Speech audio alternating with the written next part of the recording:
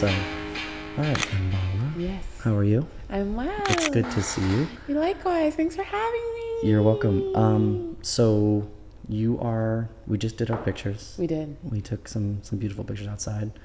I don't know if you know a ton about what this show is, but I just wanted to hear your life story. So why don't you tell everybody your name and who you are?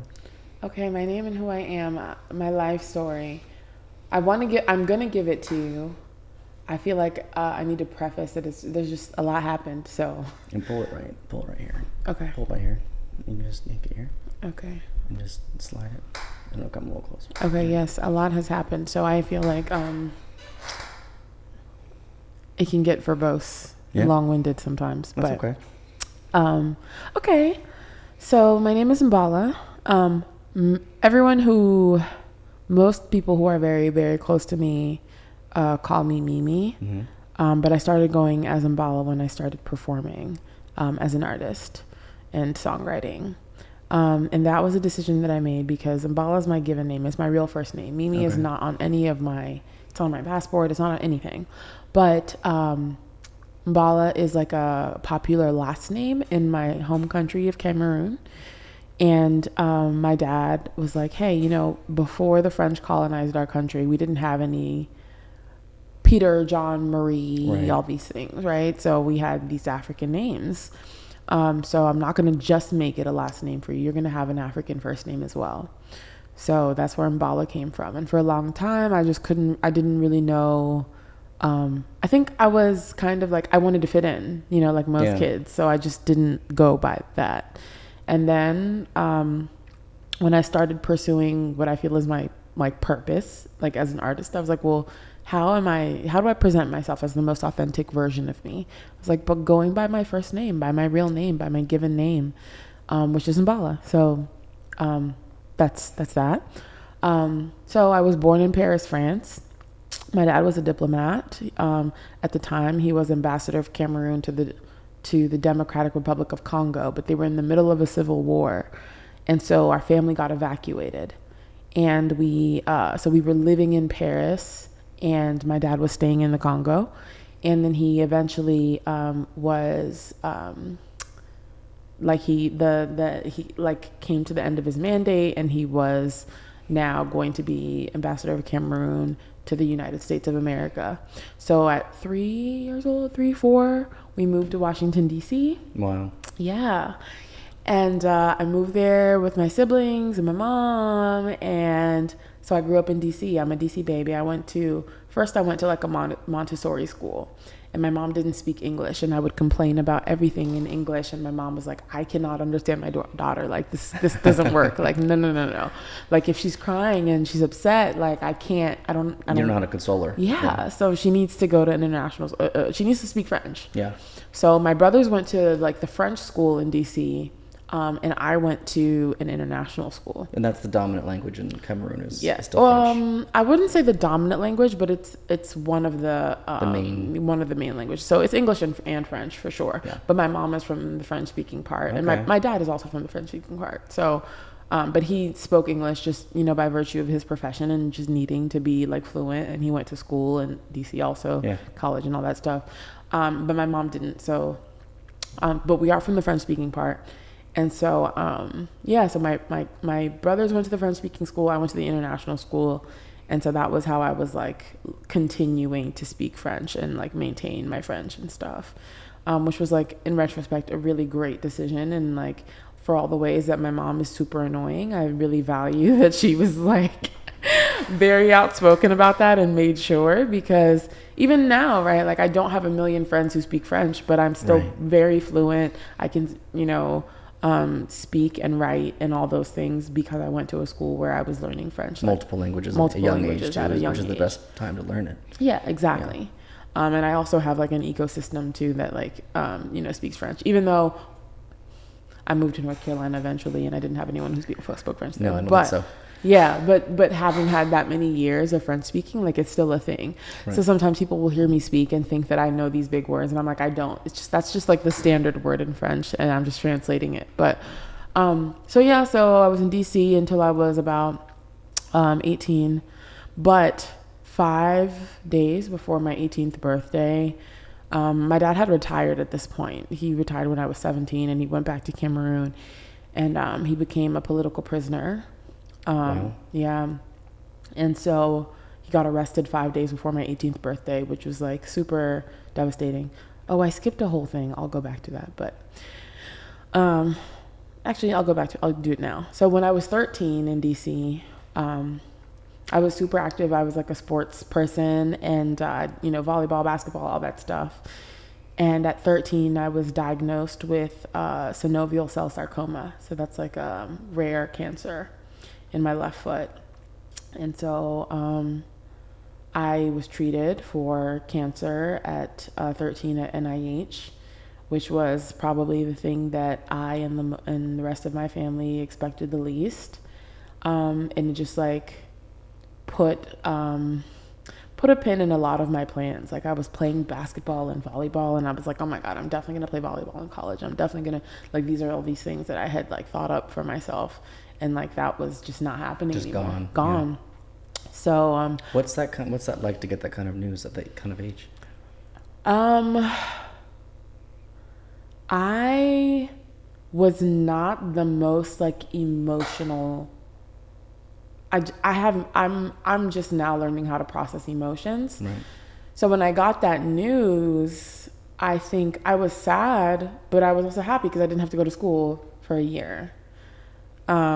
But I didn't really like process what was happening. Like it was like months into me, going through chemo and all these things. I remember one day actually, I didn't want to go outside, and at this point I've lost my hair, I've lost all the things that chemo does. And what age was this again? I was 13. 13, it's a tough time to be going through that too. Yeah.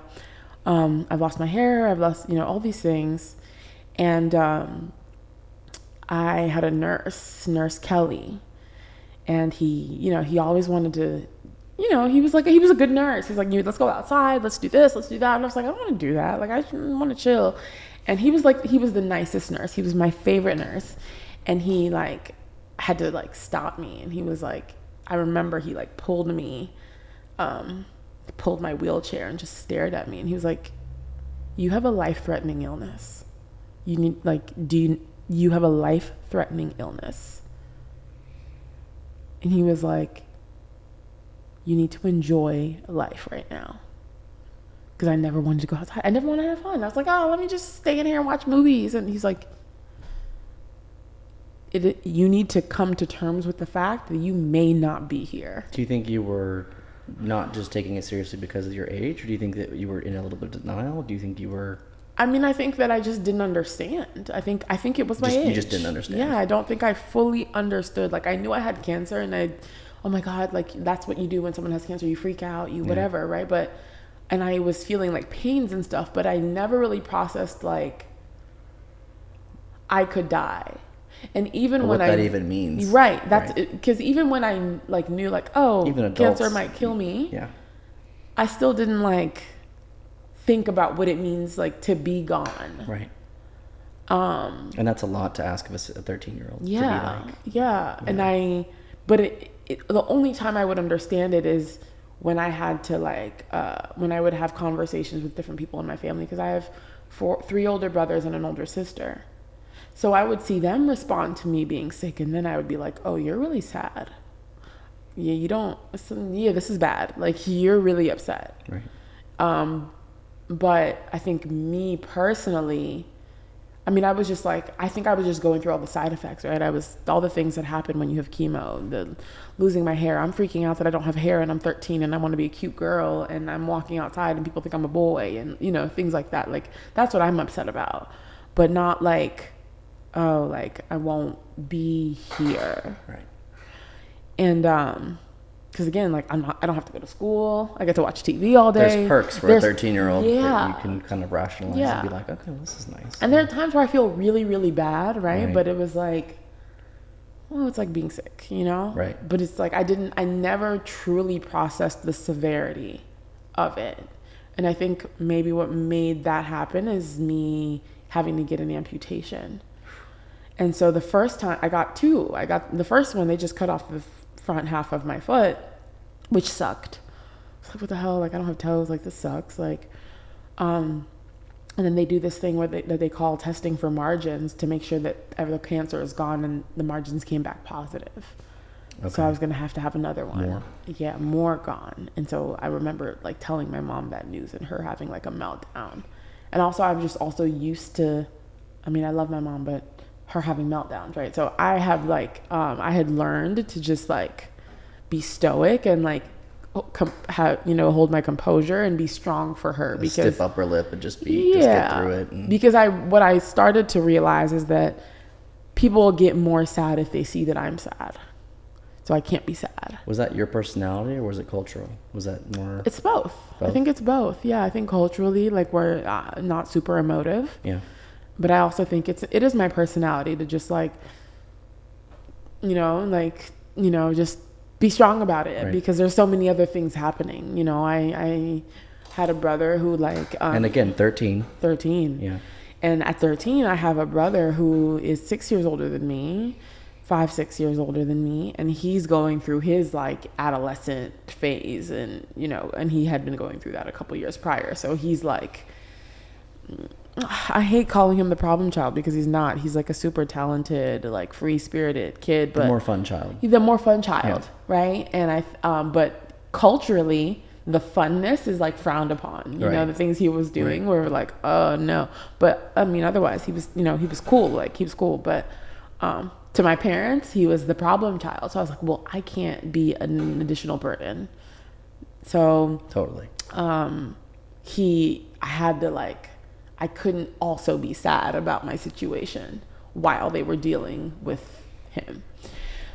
So you felt like you had to kind of get on with it yourself. Yeah. Because they were dealing with something else. They were dealing with so many other things, yeah. Because it was also like. That's a big thing for you to be dealing with, though. I feel like him being an adolescent is like, well, he'll be fine, versus what you're dealing with. But. I want to think that, but in culturally, the things that he were doing were so like, I think that if we were an American family, it would have been easier to like whatever, right? Yeah. But being an African family and your brother smoking weed, more they like, oh my God, yes, yeah. like it's like, oh my God, like they equate weed to like, like hard drugs, like crazy, you know. So in that, it was just like, oh my God, like he's just lost, like, and he's, he's not, like he's fine, Yeah, I know exactly what you mean, because I have friends who are like Latino, or it's the same way. They're like very like if they were to like drink, their parents are thinking they're doing like heroin. Exactly. It's like 0 to 100. Right. So in that moment, I'm just like, well, we can't worry about my cancer right now. Right. And I mean, we could worry about it, but like I don't want to be more. Also, my dad was also of age. Like I'm the 5th kid, and my oldest sibling is 15 years older than me. Oh, wow. Okay. Yeah. So when they would lecture my brother, they would say to him, like, Dad is old. Like, you can't do all this stuff. You could give him a heart attack. You could. So when I had cancer, I'm like, oh, I can't be like breaking down and causing like any type of pain. Gonna give him a heart attack. Yeah, I'm gonna give him a heart attack. I can't do that. So you gotta just get through it. Exactly. Quietly. Exactly. On your own. Exactly. At 13. Which is stuff that just started. I mean, it hit me way later, but so I and got then this, everything that goes with that too, because you were going through chemo, which is its whole thing. It's like 9 months to a year, plus the after effects. And then then losing the limb, so I have to twice. learn. Yeah, I have to learn how to walk again. And then also when I lost my limb, I got an infection after the surgery, so there was that. Oh my gosh. Like, so I have to, my brothers are now having to learn to change bandages and do all these things. And my dad had received this like doctorate at Dickinson College, and I couldn't go. And it was a whole thing. Like there was debilitating. Just completely took you and for a ride and wouldn't let you. Absolutely. But because I wasn't focusing on sports anymore, what did you play? I played volleyball and basketball. Okay. So you're going from two of some of the most active sports where you're just like to not anything. Mm-hmm. And I'm guessing you didn't play anything else. Those were the two things you played for the most part. Yeah, well, I did shot and discus for track and field. Again, three things mm-hmm. that you need your. I mean, I was active. I was super active. I mean, and I was getting awarded in all my sports too. I was never like going a season without getting awards. Like that was just, I stood out. So I remember, and that volleyball is how I figured out I had cancer. I remember like I had these lucky shoes, but they were really tight. I shouldn't have been wearing those shoes, but they were my lucky shoes. I had that too. Yeah. Yeah. And I remember like playing a game, and every time I would take them off, I'd be like, why does my foot feel so heavy? But whatever. When I was really little, I played baseball until like I was like maybe right before high school, and I had a lucky bat. And I outgrew it at some point. Yeah. And still wanted to use it. Yeah. But they were like, it's made for someone who's like not even like 6 inches shorter than you. You can't use that. And I was like, and then as soon as I changed, it sucked. Really? Not probably realistically, no. But in mentally, my mind, it's a thing. That's when I sucked. It's a thing. Yeah. Like I'm sure my shoes had nothing to do with it. Had nothing to do with when I stopped wanting to practice. They were Sambas. They were like soccer shoes. Yeah. Like I shouldn't even have been wearing them to play volleyball. Like I needed ankle support. Like it's stupid. But I would take them off and they were tight, and I would just feel like my foot was so heavy. And I remember joking to my mom, like, Mom, I think there's a tumor. And she was like, don't say that. Oh God. Yeah. She was like, don't joke like that. Yeah. Sure enough, months later, tumor. The irony of that. Yeah, irony. But do you think it was anything related to that, or no? Just they were too tight shoes. No, I think I think the shoes are what helped me realize that it was there. There was something off, because I think that if I was wearing regular size shoes, it would have taken longer for me to pick up on the fact that something was wrong. So, and the specific term for what it was what synovial cell sarcoma, which is like a rare tumor, happens in adolescence, and it's like does it usually happen there, or did you just happen to have it there? It usually happens in your extremities. Yeah, in your extremities. So it could have been your hands or tendons, your feet. Hands or feet. Jeez. Tendons connected to bones and ligaments, which is why I had to get an amputation, because they couldn't just carve it out because it was connected to my bones. Yeah. So I mean, that happened, and I did my 8th grade graduation on crutches, and I did the whole thing because it was like 8th grade. They weren't gonna hold me back, like whatever, Yeah. But I did that whole thing on crutches, and I went through high school. But the thing is, I will say the rest of high school, like I didn't care. Yeah. Like I was in the IB program, and I was doing chemistry higher and biology higher and econ higher and all these things, and like I wasn't doing my homework. I wasn't going to class really. I wasn't, and I mean that became a problem after a while. But it was just like, for me personally, mentally, as an adult, I'm like, I did not care. I was like, I'm recovering from cancer. There were bigger things going on. There were bigger things, and then my dad was going through this whole thing where he was about to become a political prisoner, probably. Like there was too much going on, so I didn't. So now your dad, and not to like distract from that, but your dad was the ambassador to the United States. He ended up going back. So he retired. He had been wanting to retire. He'd been wanting to retire. But you were still here. I was still here. Okay. And he'd always said to me, the one thing that I promise you is that you will finish your education in the U.S. Okay. He's like, that's what, because he went to college in the U.S. So he's like, that is my gift to you, is you will get an education and it will be here.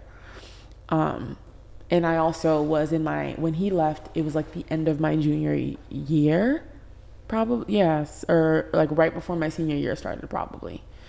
And so he was just like, you're going to finish your senior year at the school and you're going to go to college in the U.S. because I've always told you that's what you're going to do for the rest, that's it. That's what you deserve. Like, so, but he moved. He went back and he brought 2 of my older brothers back with him. And, he was like getting honored and he was getting these like medals and all these things. But it's a whole thing. But basically, he was being seen as like, because he'd been in the U.S. for so long. Actually, it's more intense than that, because actually it's a story that's still developing that I'm learning about to this day. But at the time, he was being seen as, someone who'd worked in the U.S. for so long, that he had built all these relationships. So there was a concern that like a spy or some kind of... There was a concern that he would retire and try to run for presidency. And be like an influence, like a puppet. Exactly.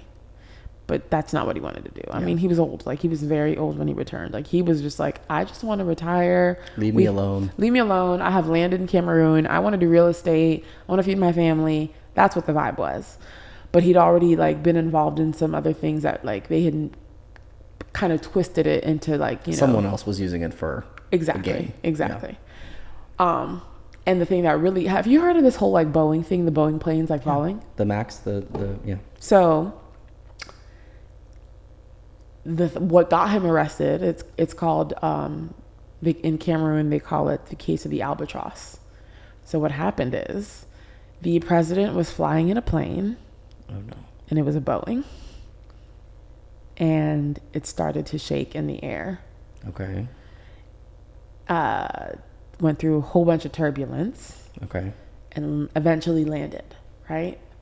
But they instead of, oh my God, Boeing, this company messed up the plane. Mm-hmm. Instead of that, it was, well, who was in charge of negotiating for this plane?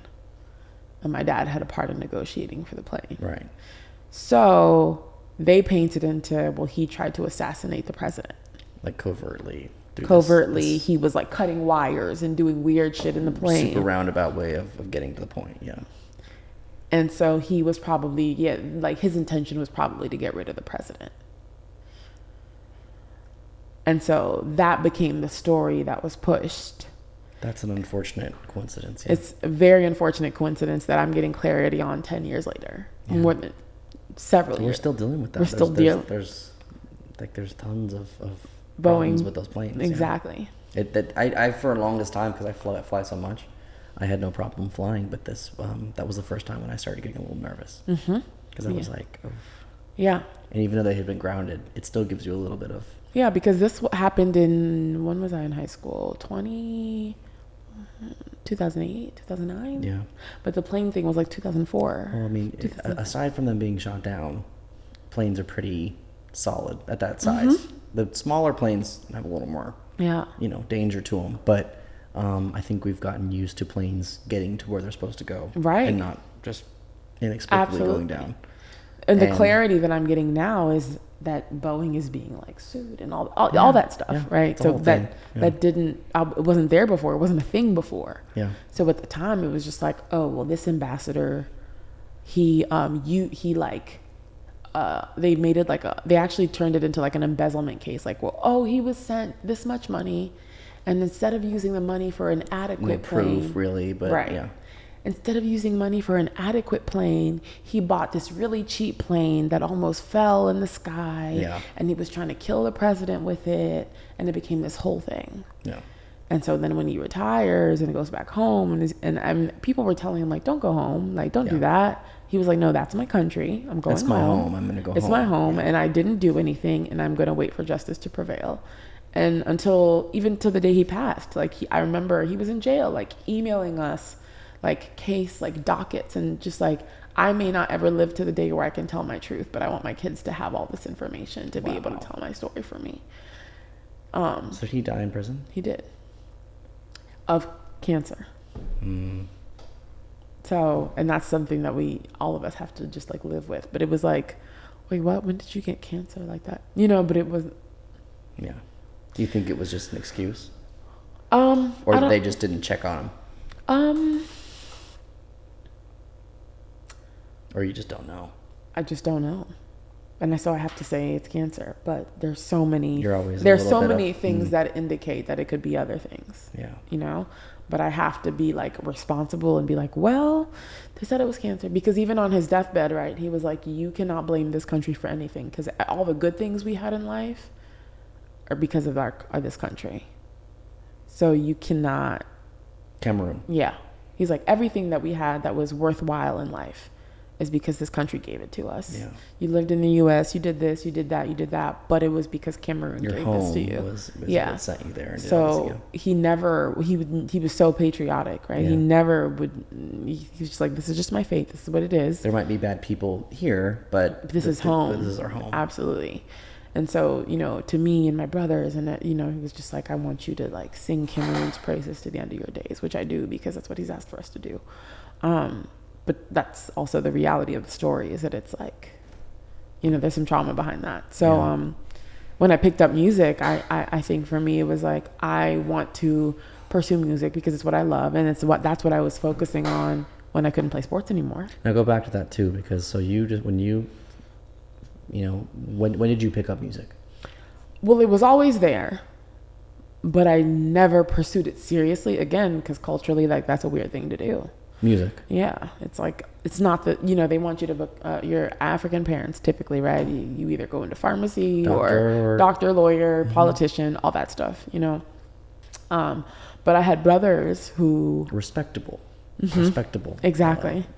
But my oldest brother was a manager, and then second to oldest was a producer. Manager for like an artist. An artist. Okay. Yeah, hip hop artist. And then the other one was a producer, and then the youngest of them all was, he danced. He kind of did everything. So it was always there. And when did you discover you liked to write? Oh my God, I was in like 4th grade. So it was for a while. Yeah. It was for a while, but I never anticipated taking it actually seriously, because the one time I said it out loud, I came home the next day and MTV was cut off, BET was cut off. No. They were like, no, you're not doing this. Absolutely not. Your room had only medical books in exactly. it. Exactly. No magazines. No Exactly. Nothing. Yeah. So, but then when I got sick, all I have is time to watch music videos. And so I was like a VH1 jams, MTV jams, like junkie. I was watching music videos all the time. I was writing more, which I had already been writing in like 4th grade. But again, I didn't think it would go anywhere. And I wasn't allowed to think it would go anywhere. At that time, I mean, you were still young, but what did you decide to write about? What was something, did you anything? Or did you just kind of, have any of those songs made it to final form? None of those songs made it to final form, but I remember one of the first ones that I wrote. It was so silly. And it was like, I was listening to a lot of Britney Spears, and at the time, I imagined that Britney Spears would sing this song. It's really bad. It was like... Well, at least you have to tell us what it is now. It was like, sweet little girl riding in the Jag, guess who? That's me. And I was like 10, I was like, when am I going to be driving a Jaguar? Like, sweet little girl on the way to the club, guess who? That's me. It's more Destiny's Child than Britney Spears. It's so funny that you say that, because I love Destiny's Child. Yeah. Like, I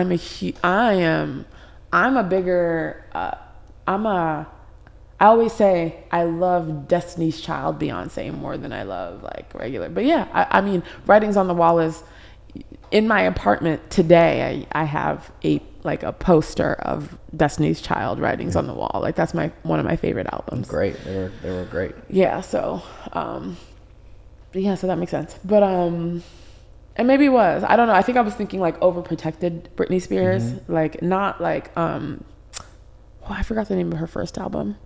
But what was the album with Slave for You? Oh.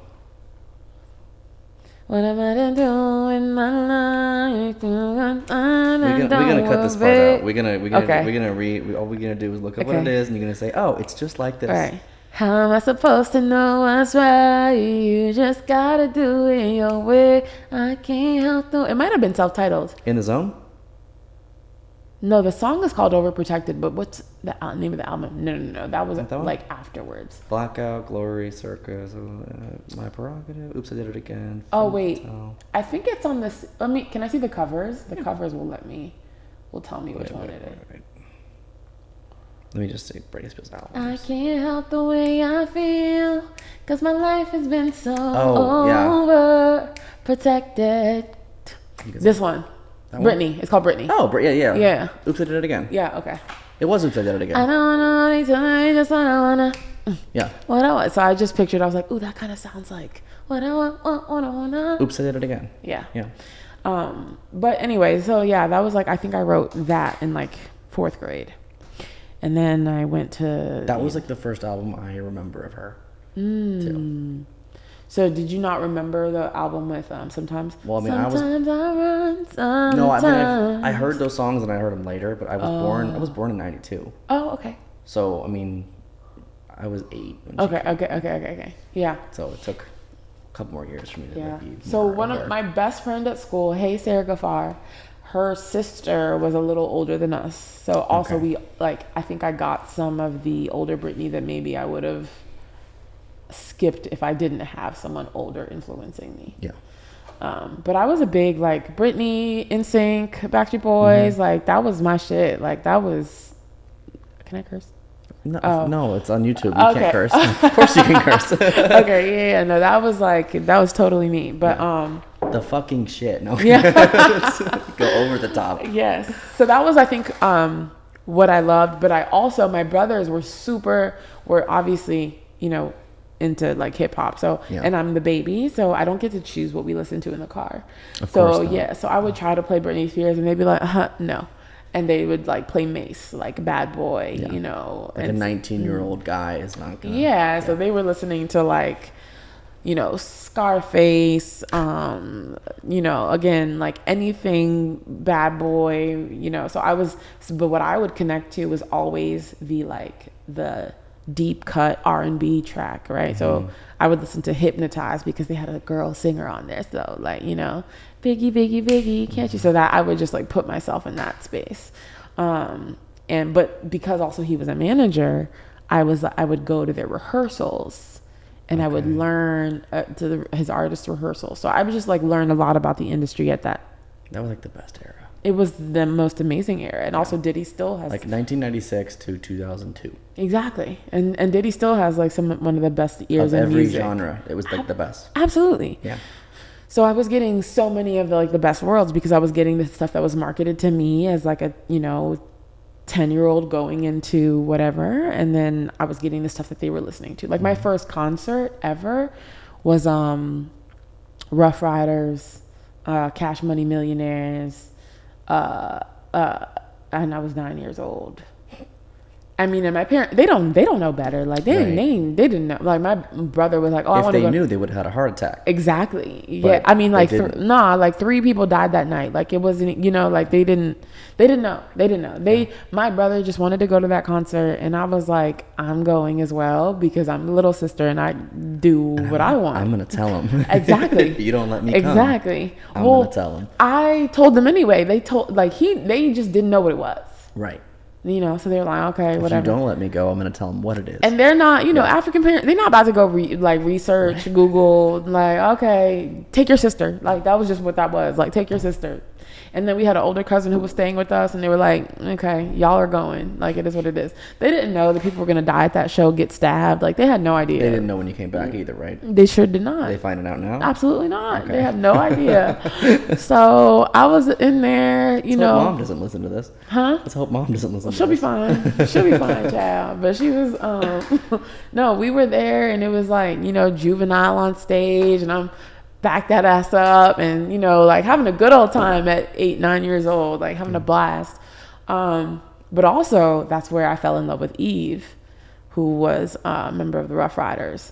So that was like, she was like the first like cool chick I seen, like, kind of, rapping. And what did that mean for you as like a young girl? Like just seeing a cool rapping girl? I just felt like, what did it mean for me? I think for me personally, I saw myself in her because I had so many brothers. So I was seeing her like with all these guys. Exactly, with all these dudes getting respect, outperforming or performing on, equal level, as many fans, doing her own thing. And she was just cool. Like for me, she was just so cool.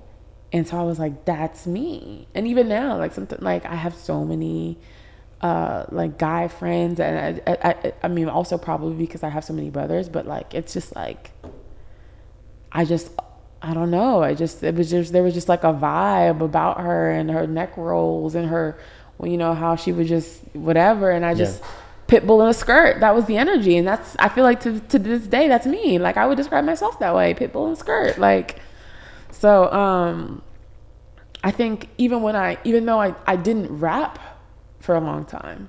Like I think I just started rapping like 2 years ago.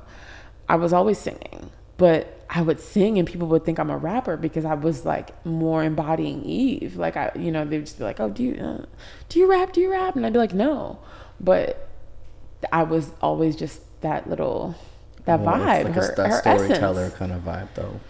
Storyteller, back then, especially with rap, it was a little bit. Not that it isn't now, but it was a lot more like. I think it was the like storytelling.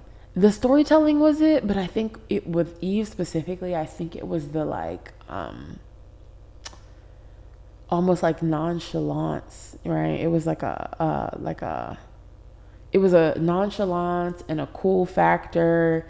And it was almost like I belong here, not like I want to be here.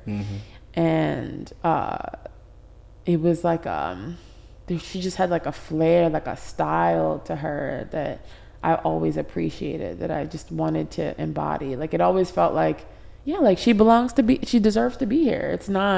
She's not being given a chance. Like it's just like, this is her spot. Right. And so I think that's something that I always wanted. I think maybe also because I was the baby. So I hated the idea of having to like fight to be seen. I'm like, no, I'm supposed to be here. And that energy, I think always like is something that exuded when I did anything. So even when I would sing, yeah, like sometimes it would just sound like a rapper because I was just kind of like laid back, but it was like cool, but it was also dudes would vibe with it. Maybe sometimes it wasn't that girly. It wasn't bubblegum pop kind of thing. It was very cool. Exactly. Like even when I was just singing my little that even fourth grade that's thing. why I said it felt like more like Destiny's Child than Britney, because when I think of Britney, I mean, she has tons of songs. There's slower ones, more deep ones, but you think of the Hit Me Baby One More Time, that kind of thing. So when you hear that, it's there are ones that she has that are like much more deep than that, but. And I think also like the inflections and stuff, it was just very like, okay. So I'm to this day still a huge fan of Eve, but yeah, so I have no idea where this came from, but I guess I was talking about where I found music during my cancer journey. So then, you'd always loved music, but you kind of had to find something new to do. Yeah, and you were talking about like, and I couldn't do sports anymore. You were inside. Was it your dad told you to get outside? Who told you to get outside? The nurse. Who was like, you need to go outside because you might die. So you need to go outside. Enjoy something. Exactly, enjoy something. And so, when I was at the hospital, he would take me outside. But when I was at home, I would sit in the house at my computer. Because that's another thing that my dad always made sure of, right? Because he was not great at computer things, but he recognized the importance of literacy of the computer. So he was like, you're going to have a computer and it's going to be in your room and you're going to know how to use it because that's the future. And even if I can't use it, you need to know what the hell. Yeah, how. So he got me a computer. That's smart though, because honestly, being him from where they were from and from that kind of conservative kind of, sometimes that goes too far into like anything change. But for them to have the foresight, or him to have the foresight of, you're going to need this. Yeah, you're going to need this. Spot on. I mean, and he tried to even do it at the embassy, but they couldn't. No, everyone couldn't make the pivot. They couldn't pivot that way. But he's like, but I have a child. I have children at home. So he was like, there was a computer in, the family room, one of the family rooms, and you're going to have a computer in your room. Like everyone had that room, that computer room. Yeah, everyone had that. Yeah. You had one in your room. Which that was the thing. He was like, you're going to have a computer. Like you are going to have a computer. Yeah.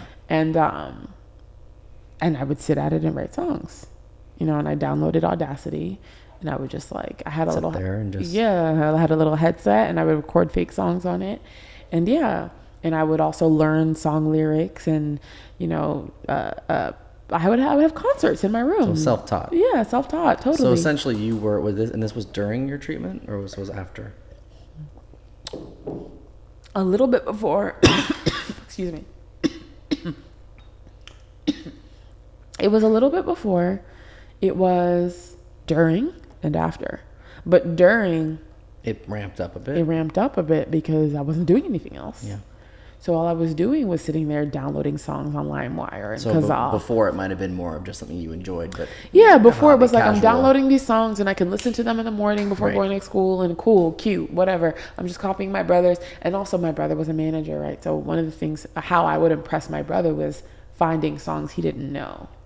Oh, that's a good one. So I was playing good ones. Yeah, so I would play A&R for my brother when I was really young, because that was the thing. I needed to impress him because he's so much older than me and he's managing, and I need to come to him with like heat. Yeah.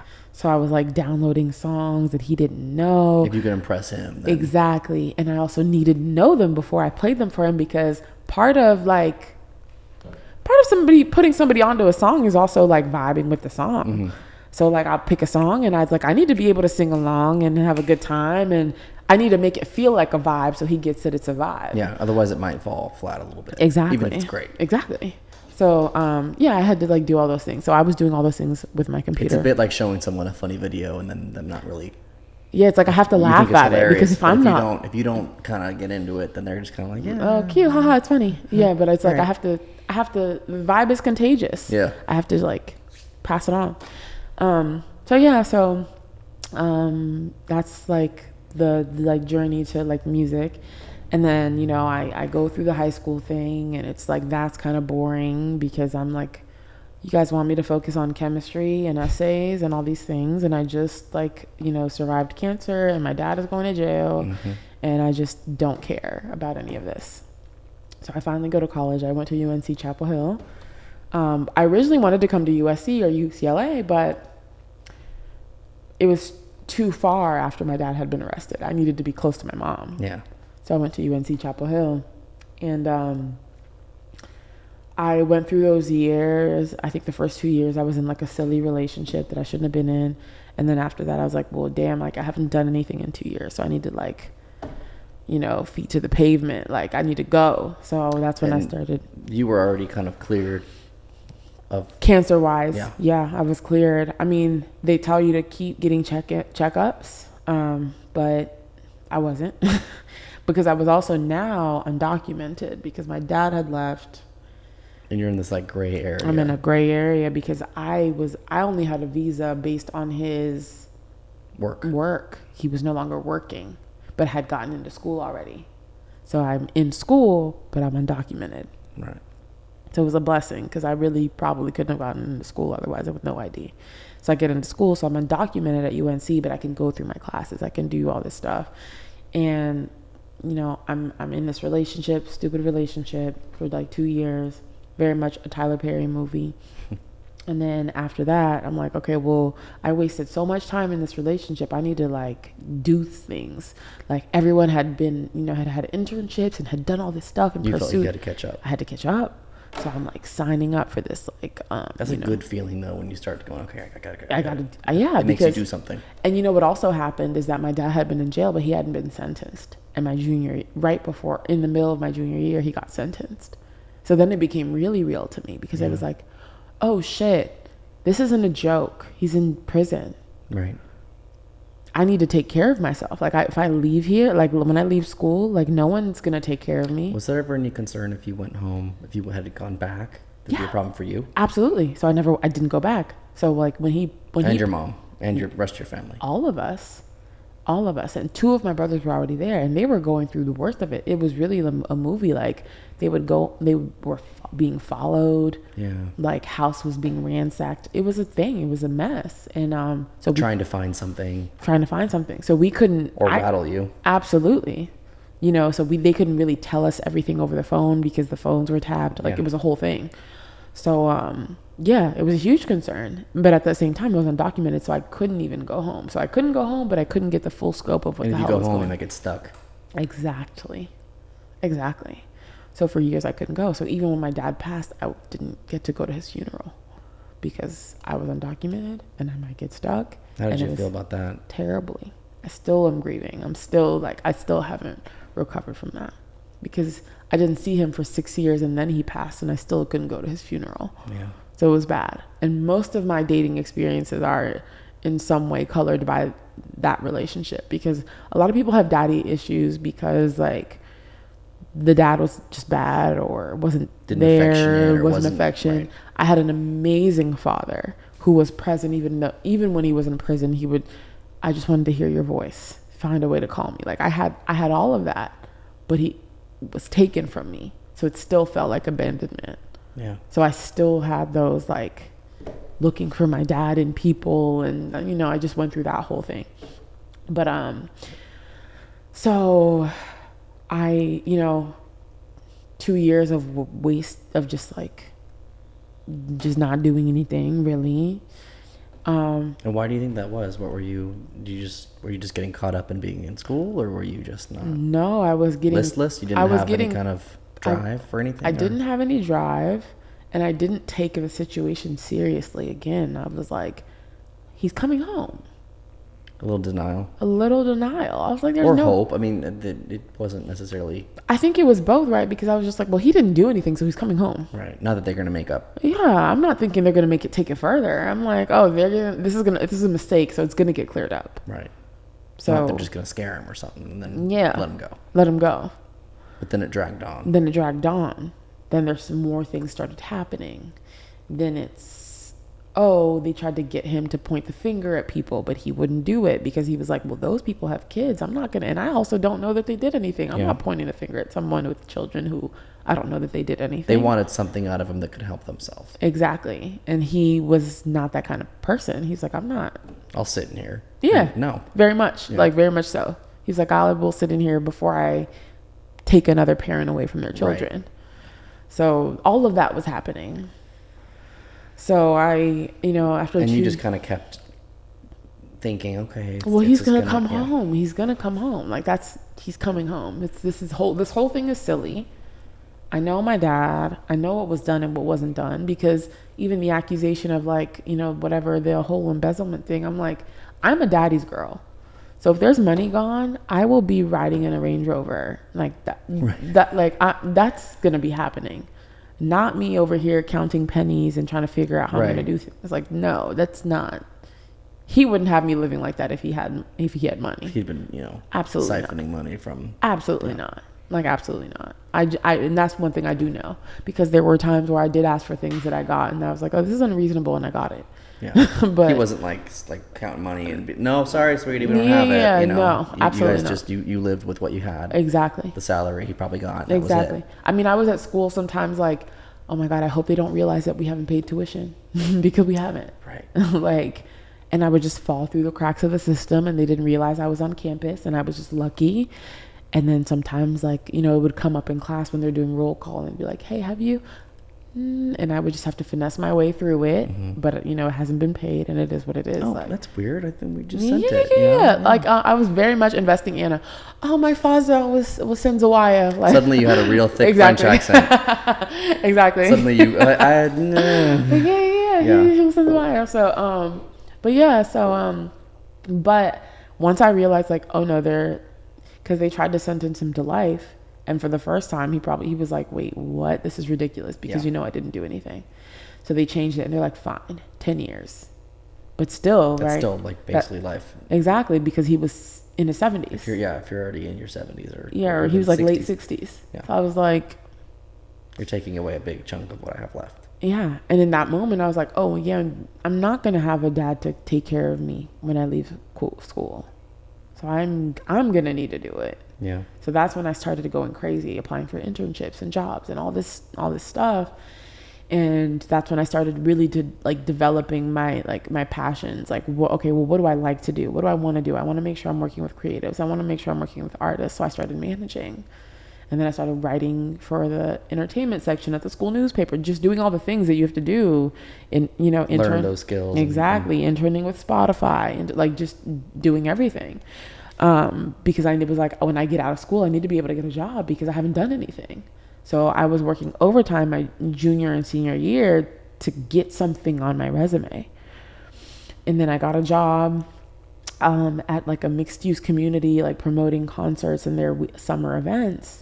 But it was a salary job. Obviously it didn't pay really anything, but it was a salary job in North Carolina. So I had wanted to stay there because I didn't want to go back to DC and live with my sister. And I wanted to be independent. And I was also managing a hip hop duo in North Carolina. Right. So I was like, well, in order to do this, I need to be here. So I got a job, and I did that for a couple years. And then I was a woman managing a male hip hop duo. And so sometimes they wouldn't listen. So that was its own thing. Its own challenge. Yeah, its own challenge. And I was like, well. Did you ever have, because you had other family members that had done management and stuff. Did you ever have kind of advice and stuff, or did you kind of just do this yourself?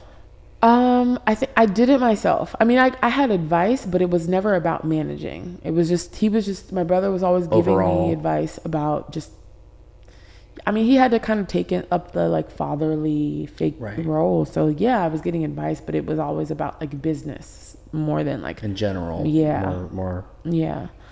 Because he was also learning now, because he had just moved to Cameroon to take care of the estate, because my dad couldn't do it anymore because my dad was in prison. Right. So I'm honestly surprised they didn't like seize it or anything. Oh, me too. I said that to my dad. I was like, well, if they think you stole this money, then why didn't they seize it? Because there were other people who had stolen money and they did seize their assets. Mm-hmm. I was like, well, if they think you stole it, then why haven't they seized anything? Because that requires actual proof. Right, exactly. And I remember my dad saying, please don't say that. He's like, please don't say that. You're because making it worse for me. He was like, please don't say that because they're going to realize they fucked up. Yeah. But he's like, this is the evidence that you needed to know, your dad is innocent, but don't say that because they're going to realize they fucked up and they're going to find a way to try to seize it. Right. So don't say that. So I just left it alone. Oof. Yeah, but I mean, because other people that, were in this, like, dealing with the government in that capacity, they were getting their assets frozen because they were stealing from the government. They were corrupt, you know. But, thank God to this day, that's not a thing. But, I kept managing and they were doing good. They opened for Juicy J, Wow. They opened for Big Crit. It was like a thing. Like, I was like, okay, like, it's rolling a little yeah, bit it's now. rolling, it's rolling. But we were struggling on the communication front because I think I'm a woman and sometimes it's hard to take advice from women. And I don't think that maybe I always showcased how knowledgeable I might have been about hip hop and branding and marketing and all that stuff. Right. I did, but I think it was hard to receive for people who maybe didn't fully understand it themselves. So I had to okay, well, you're not going to hear it from me. So now I have to become an artist and show you that I can do this. So I did. So I started dropping music. I started working with one of my friends. He was producing for me. I dropped a song, like a video, and then I just pursued music. And then in 2 years, I opened for Miguel in Division at the city's biggest music festival.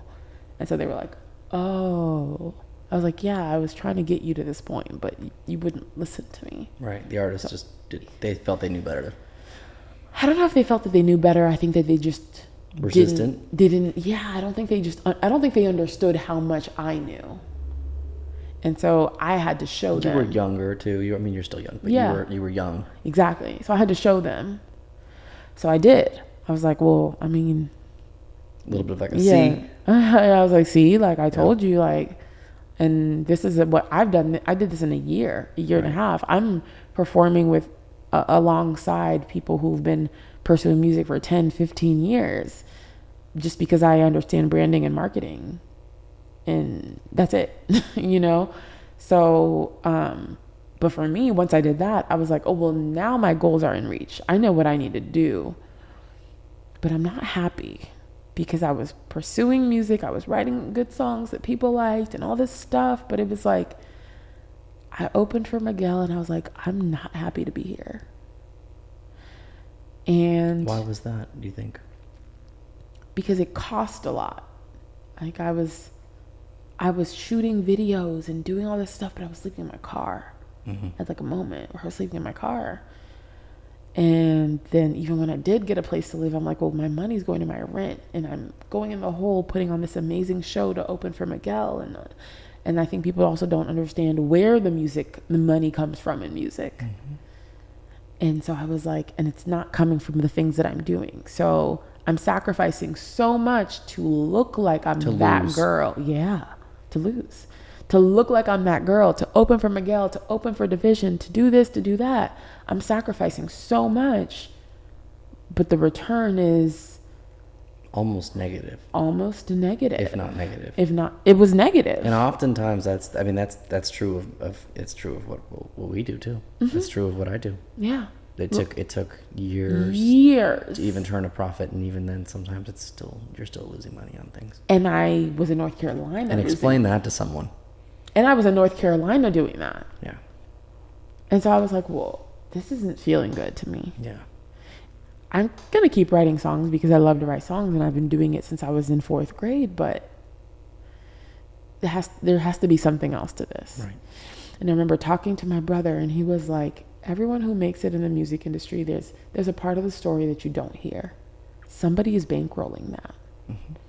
He was like, some of the rappers that that you're looking towards, some of them are in the streets and are selling drugs or whatever they're doing to get the money to pay for studio time, to pay. Some of them have investors. Some of them, you know what I mean? Like a lot of people just have somebody bankrolling it.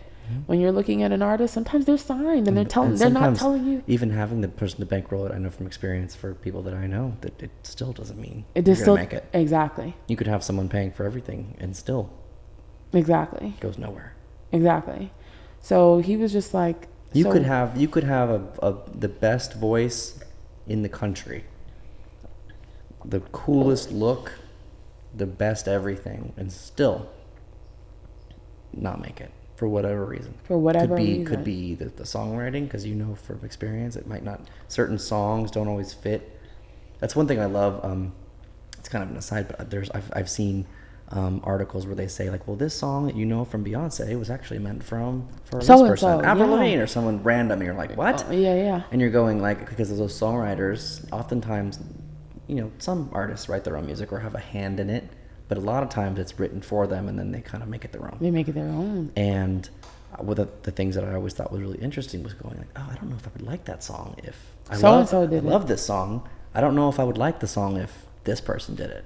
I love this person, but I don't know if that would make sense. Like Taylor Swift sang this or Rihanna sang it. It's two completely different songs. And I might love the one Rihanna did, but I don't love the one that Taylor would have done, or vice versa. Exactly. I mean, for so long people were like, oh, Rihanna can't sing, Rihanna. And I was like, yeah, but nobody's going to put swag on a record like Rihanna did. Like nobody's going to do that. Doesn't matter who it is.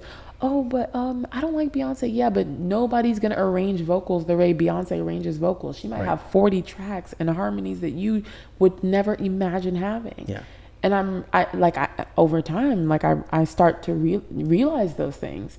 Like, oh, I've heard a lot of amazing singers, but your voice doesn't translate in the studio. Mm-hmm. And I've heard people, that like get the song, and they get the song and they sing it. They do like a demo of it, and then someone bigger swoops in and takes it.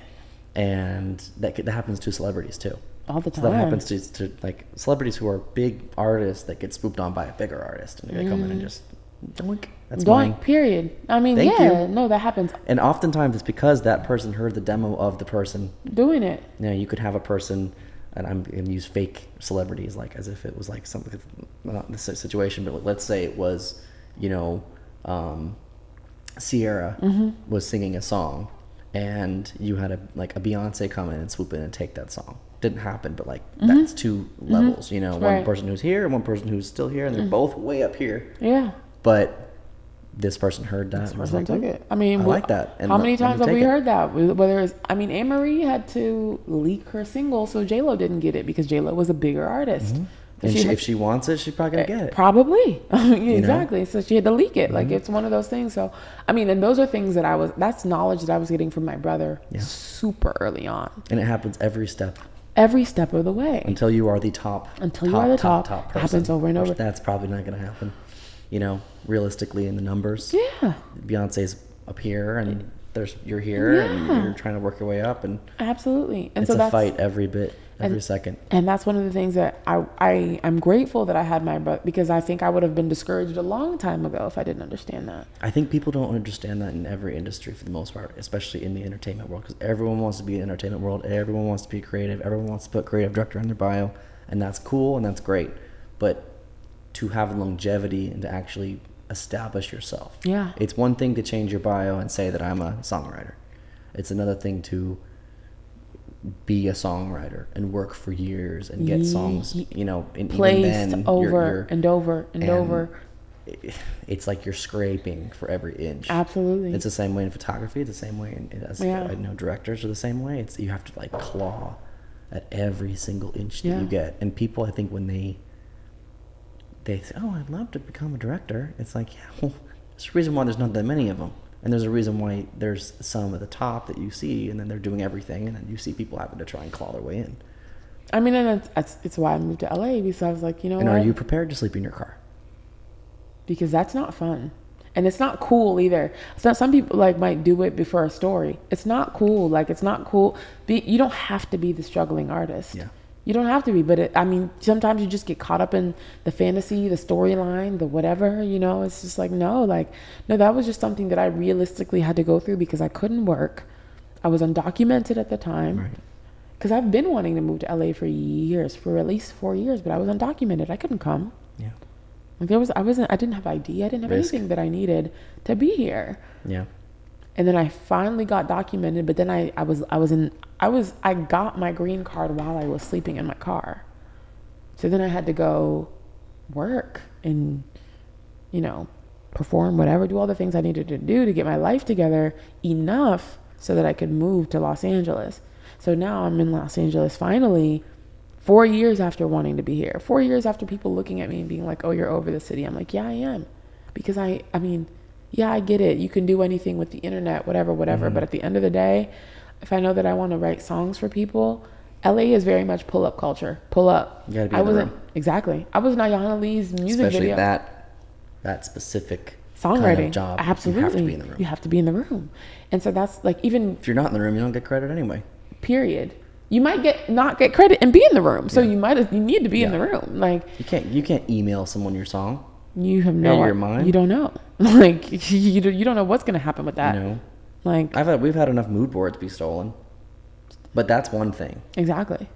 But like when you actually do the work and someone takes it and there's no way really of tracing it. Yeah. And then it's just like, well, and you're going back to sleep in your car. And even if there is a way to trace it, right, and it's email, but they have a label backing them. That label is going to bankroll a lawsuit. What are you going to do? Yeah. What are you going to do? Yeah. Because all they have to do is pay for, put a lawyer on retainer for 4 months of the lawsuit, and you don't have anything. I mean, that's why even with like when we work with Hicko and different labels, like I trust them. You know what I mean? Like I trust them enough to pay me. I trust them enough that they're not gonna screw me over. But the reality is that it could happen. You have to be careful with who you work with. So when you're, making a song for someone, you're doing a song, you're agreeing to get paid X and Y and Z, you're basically on trust that they're going to pay you. And if they have a label behind them, it's possible that they can just, no, we did this. You didn't do it. You have to show proof. You have to show where you were. You have to show, there's all kinds of things. And the years it takes for it to even come to light, for a lawsuit, you still might not even win. Right. That too. Yeah. For a lawsuit, you still might not even win. So, I mean, I had to learn, like, really, all of that was just like, all right, I need to come to LA. And now I've been in LA for 9 months, and I'm still just like building upwards. But for me, it was just like, okay, what am I know I want to do songwriting because I don't have the energy to create content at the rate you need to create content to be an artist. Even that phrase drives me bonkers. I'm sure it drives you crazy. Creating content. Create content. Create more content. Create more content. More content. It's like, stop it. And it's like, to be an artist. And it's in your head now. I say it all the time. Well, we have to create this content. I'm like, fuck you. Like, absolutely. It's so just... It's demeaning when you're creative. Demeaning. Yeah. Because it's just like, you want me to create like a factory. I'm not an idea. I'm not demeaning people who create content, because I know there's TikTokers and all these people who create content. I can't do that. I'm not personable like that, and I'm not going to do that. But when you're, it's like, it's like would be like talking to like Leonardo da Vinci, painting something and being like, oh, I love the content he creates. It's ridiculous. No, it's and not necessarily we're on that level. That's a very extreme, like, no, but it's similar. It's in that lane. That's what it is. I wouldn't say, oh, I love Maya Angelou's content. I love what she puts out. I mean, it sounds so even. It makes it sound silly. So ridiculous. Yeah. And people say it all the time in meetings and in things, and it almost subconsciously just brings you down a little bit right here. Absolutely. And it's just that is drilled into people's brains now. Because also what you're requesting when you're requesting content, you're a concept. Right. I'm not a concept machine. Right. Like, I need to be inspired. And it's like, I mean, if I'm not inspired, I'm not giving you something that's worthwhile. Yeah. But people's attention spans and the rate at which you're expected to create at this point, it's just like I'm sure there are humans now who are built to operate that way. Yeah, but they're on TikTok. Exactly. But in order for me to be authentic, which is what I believe is, successful, is being authentic. It's a little deeper than that. Yeah, I just need more time. And there's nothing wrong. Again, like, I don't because I can't do that. I couldn't do what they do all day long. I just think it's not, there's nothing you look at them and go, oh my gosh, this is going to stand for the test of time. This is going to be around forever. You're going to be listening to this for 20 years. That TikTok's done. It's over. It's gone. It's gone. People might laugh at it again if they see it. You know, and when you've existed in a time period where people's work lives right. on for even at least a year, 2 years. But you're still listening to songs from 30, 40 years ago. To this day. Or longer. Absolutely. But the things that come out today don't live for as long. Right.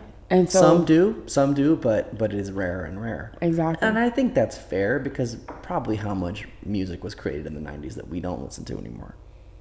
You know, and different genres of different music had their people at the top of their genres, and you probably listen to some of them, but realistically, it's the people that fizzle at the top. You know, you're gonna hear them forever. Exactly. You know, but that doesn't mean that every single thing you create is gonna be viral either, and that doesn't mean it's bad. I mean, even the idea of chasing virality, if it doesn't get out there and get 40 million views or whatever, that doesn't mean that it's bad. I mean, and for me, like I of course there's the part of me that like I would love for something that I do to just, oh my god, it has all these views, right?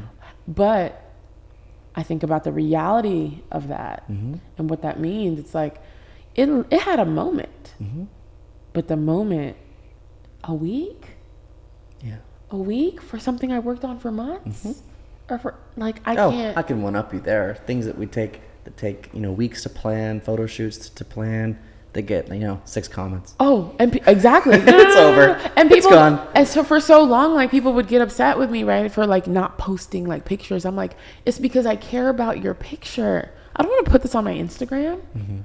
For what? It's gonna. No one is gonna think about this. Something at least. Then it's for 40 comments. Right. You deserve more than that. You deserve more than 40 comments. So that's been a whole thing where I'm like, okay, well, in my, pursuit of artistry and songwriting, I would love to just get to a space where like I can do like an exhibit or something that's going to just live a little bit longer because like, I mean, I have friends that are creatives in so many different lanes. Like I have friends who are photographers, videographers, etc. And I'm just like, and I think about the time that goes into doing something like that. And I'm like, you deserve so much more. I don't even want to insult you by posting this on my Instagram. Right. And it being people seeing it and having 20 seconds with it and moving on. Like I just can't. It's like a meat grinder. It became the social media thing has really become a situation where you have you can have shitty content that comes out there and it's just bullshit and it gets all the attention, and then you can have something that really took time, effort. It just doesn't connect. It doesn't mean it's bad. It just means it doesn't connect with the people. And then you just also don't know how your algorithm is operating. It's just the people who would like it aren't seeing it. Vice versa. I'm limited by my dumbass friends. How am I going to get it to people who would appreciate it? There's so many things. So it's a challenge, and it's something where that transcends any creative industry though, because it Absolutely. really just that's one of the number one things. I don't know what you think, but I personally think that's one of the number one reasons people quit. It is, and that's one of the reasons why I have pursued songwriting above being the artist or the face or the whatever, because I'm just like, you know what? And you can move around. I can move around.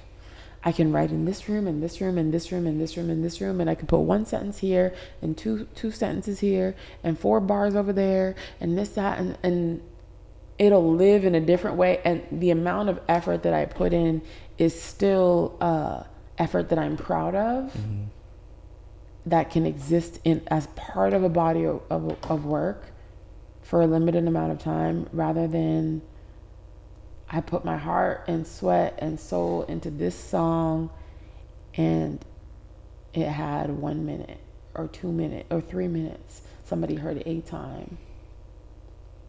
500 views, 1,000 views, There's nothing whatever. worse. There's nothing worse than spending days on something, weeks on something, and then get 17 views. Nothing. I mean, it just doesn't and I would love to be the person who's super, and none of those people liked it. It's like one of those things where Exactly. it's like, I want to throw be me a fucking bone here. I want to be the noble person who's just like, well, I don't care. Yeah, I don't care. You do. And exactly, like, everyone cares. If I had nothing else in this world, I would still be songwriting. I would sing in a fucking hole in the wall. It's just like, I wouldn't. And I still love it. That doesn't mean I love it less. Yeah.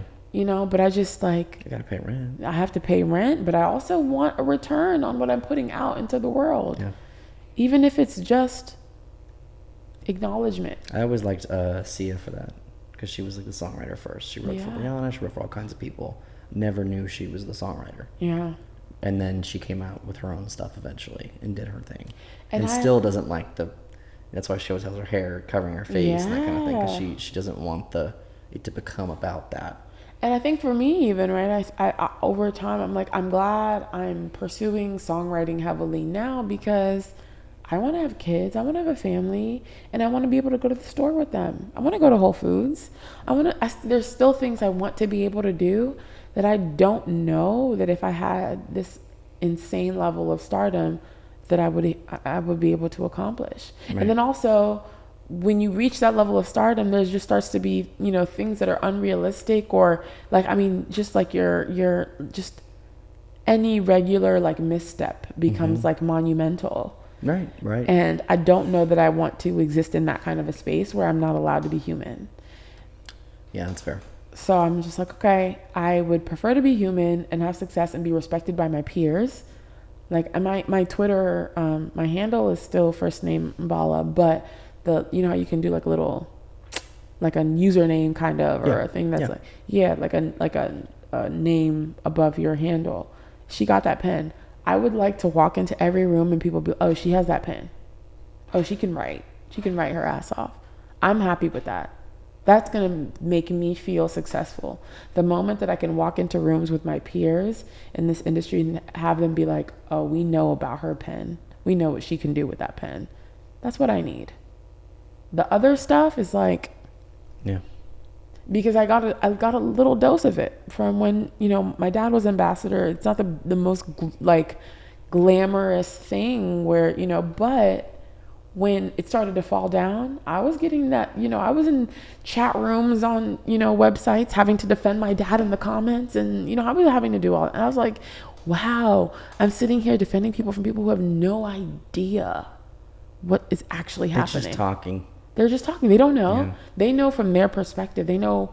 So I'm having to sit here and try to spit the facts, but they don't know, and it actually doesn't even matter to them what truly happened. Well, that's the key too. That's the key to not caring, is that they don't. It's not about reasoning with them. If it was about reasoning with them, your constant conversation and sitting there and trying to wouldn't matter. But it doesn't. They don't care. They're just, whether it's trolling or whether they're just, you know, whatever. They don't care. And in the same breath, I cannot vilify them. Because I've been the person to hear something that happens to a celebrity and have comments, knowing that I don't know what happened, knowing that I wasn't there, knowing that, you know, but I'm bored. So let me have an opinion on something that I know nothing about. Like, I have to catch myself sometimes like, wow, I really don't know this person. And I'm going so hard, but I don't know this person. And I'm just like, do I want to be in that position? Not really. And, you know, now because I'm older and wiser, I'm better at it. Like, there are celebrities whose lives I won't have commentary on because I'm just like, oh, yeah, I don't know. Yeah, I don't know. I have no idea. It's possible. It's possible. There are so many variables here that I'm just not privy to. So this opinion is nothing more than just like jest, like, you know, and is that something that I want to go through, that I'm prepared to go? I have anxiety. I can't go through that. That's another reason why I'm just like, maybe I probably would have pushed harder if I didn't have anxiety, because I would have been more prepared to deal with all this bullshit from the world. And I don't know that I'm there, that I could have millions of people commenting on my life and my decisions, knowing that people have different opinions about everything, and that I would inevitably probably not like those opinions too. Yeah. You know, and I would love to be the person that's like, I don't care. But if I'm honest, I do. I'm very sensitive. I do care. That's why you don't read the comments. Exactly. And that's why I'm not, that's probably why I have all of the opportunities that have been in my face. I have not, maybe I didn't pursue as hard as I should have because I was afraid of where it would take me. Yeah. Because that's what I felt like when I opened for Miguel. I was like, oh, I see this path. I see what I need to do. Like this is like within my reach. If I do this, and this, I can get there. But do I want to deal with all the things that come when I'm there? I don't think so. I don't think so. Right. I don't think those things are for me. And I think that that's what I've had to think about the most. And that's not to say that I would never welcome like artistry or superstardom, because if that's meant for me, like I'm, you know, I'll walk into it. But I know that at the time where I thought I wanted it, I wasn't ready for it.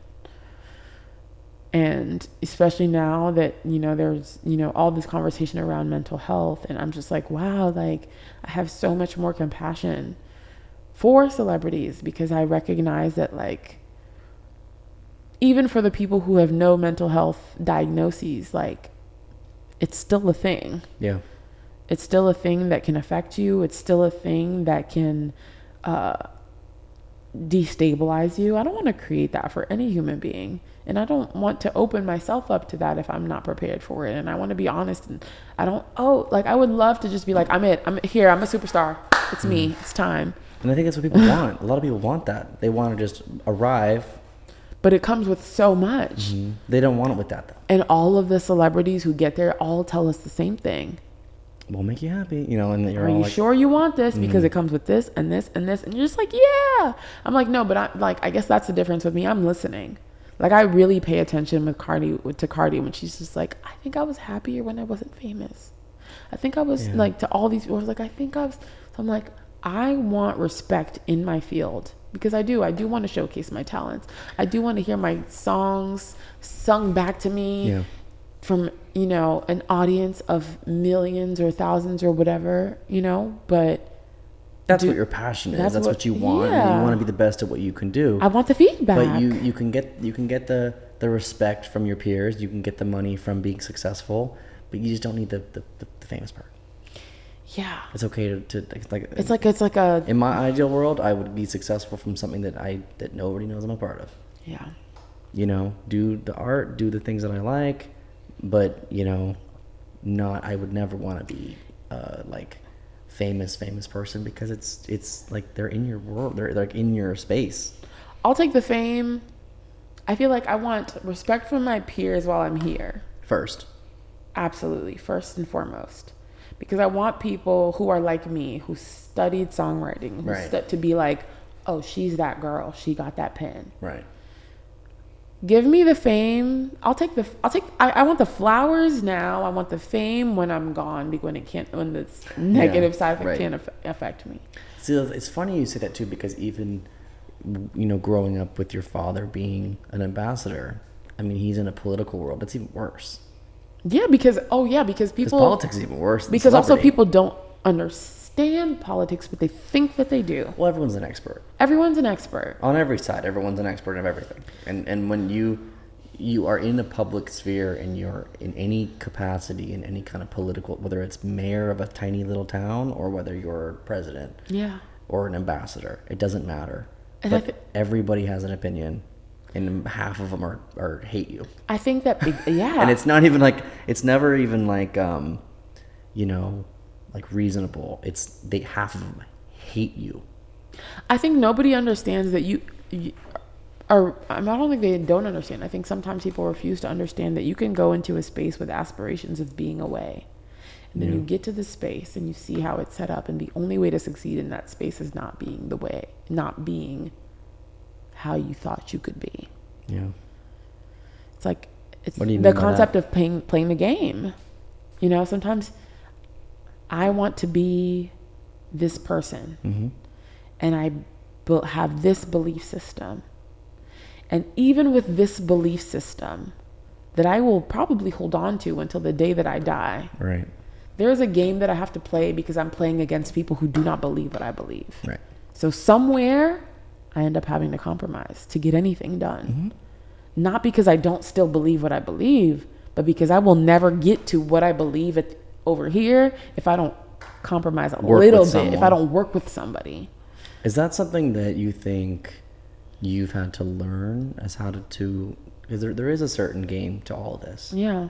And this goes into anything. This goes into creative world. It goes into business world. It goes into even family and how to deal with family. But you have to work with other people to get where you want to be.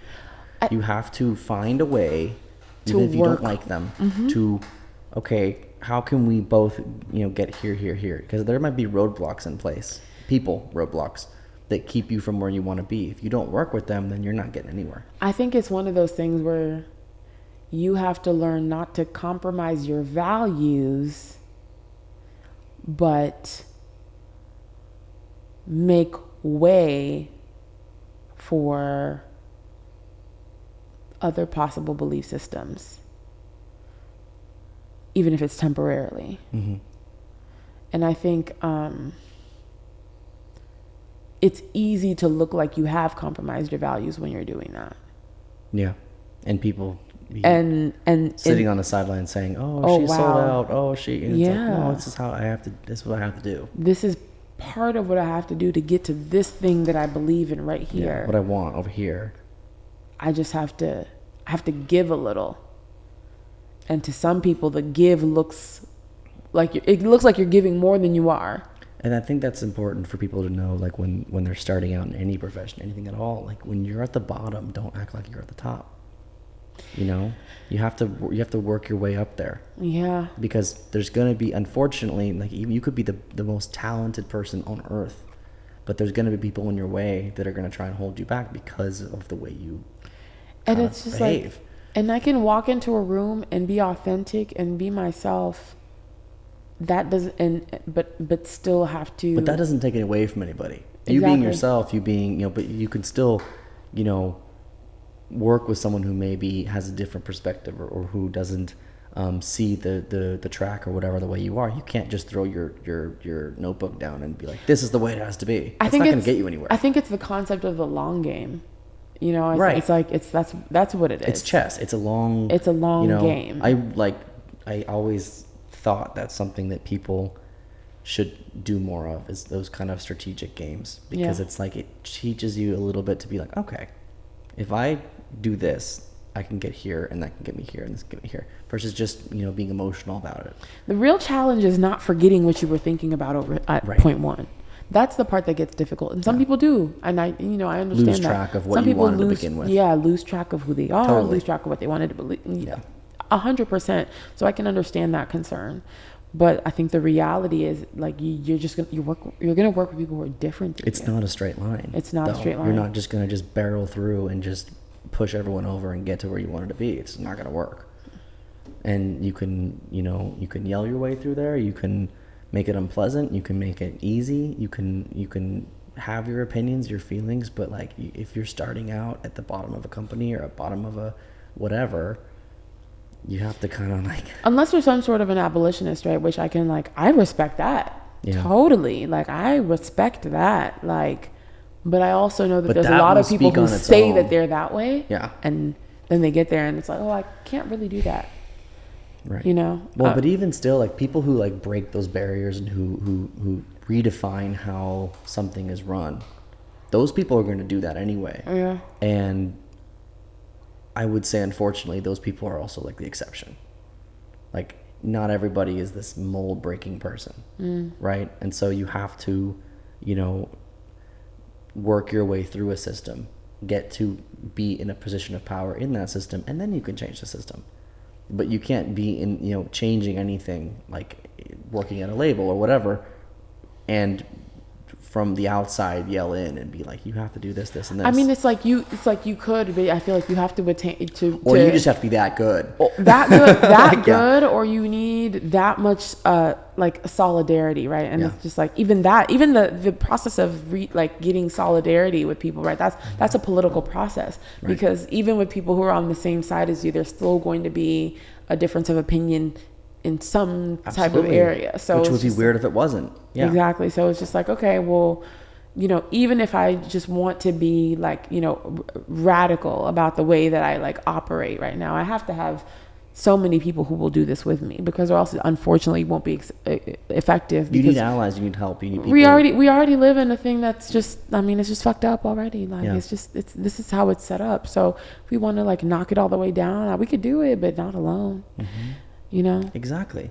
So it's just, and then when you get to the top, there's going to be people at the bottom going, this is fucked up, man. Because then they're going to change the way you're doing it. You know what I mean? Because look at even like, especially, and this conversation can really track, but it's not just music industry. It could be really anything. This could be politics. This could be everything. But, you know, what people thought like a success was of like changing the system in the 60s, and now, like, you could look back to that. It's like, oh my God, that's so childish. That's what you thought you were. And I guarantee you in like 20, 30 years, people are going to look back and go, you guys thought that was, you know, it's always ever evolving. And that's why I'm always hesitant to like be a little harsh on people that were from like a different era. Like when they're dead people that are like, you're looking back and going, you know, when you ran the movie studios in the 30s and they were these horrible people to these, like, well, I think it was Judy Garland.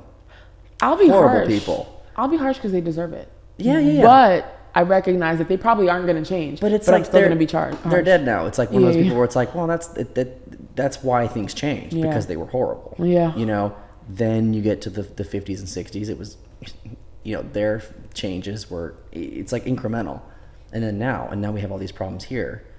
But in the arc of where we've been, you know, we've come from when they started these studios and these labels and all these things back then to now. And then, you know, we're like halfway there. When you look at another 50, 60 years, people are going to be looking back and going, wow, look how far back they were. Yeah. When you think this is the pinnacle of everything. Yeah. And that's kind of like it's just interesting to me, because it's like one of these things where I'm like, I look back on some of these documentaries or different things about these industries and stuff, and just be like, they were horrific. Like the way the working hours, how long they worked, they had kids working, they had all these things.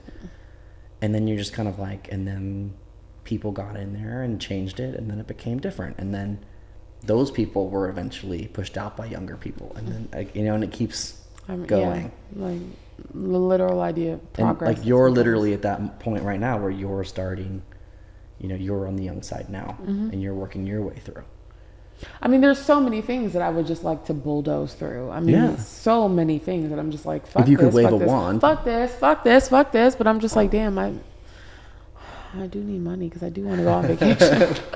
Like, I mean, if you know, we lived in that world where you could just wave a wand and everyone gets everything and you're good, you know, but like realistically, what can you do and what you're doing in the next 10 years? Yeah. Like that's the reality. And there's so many people who want to, you know,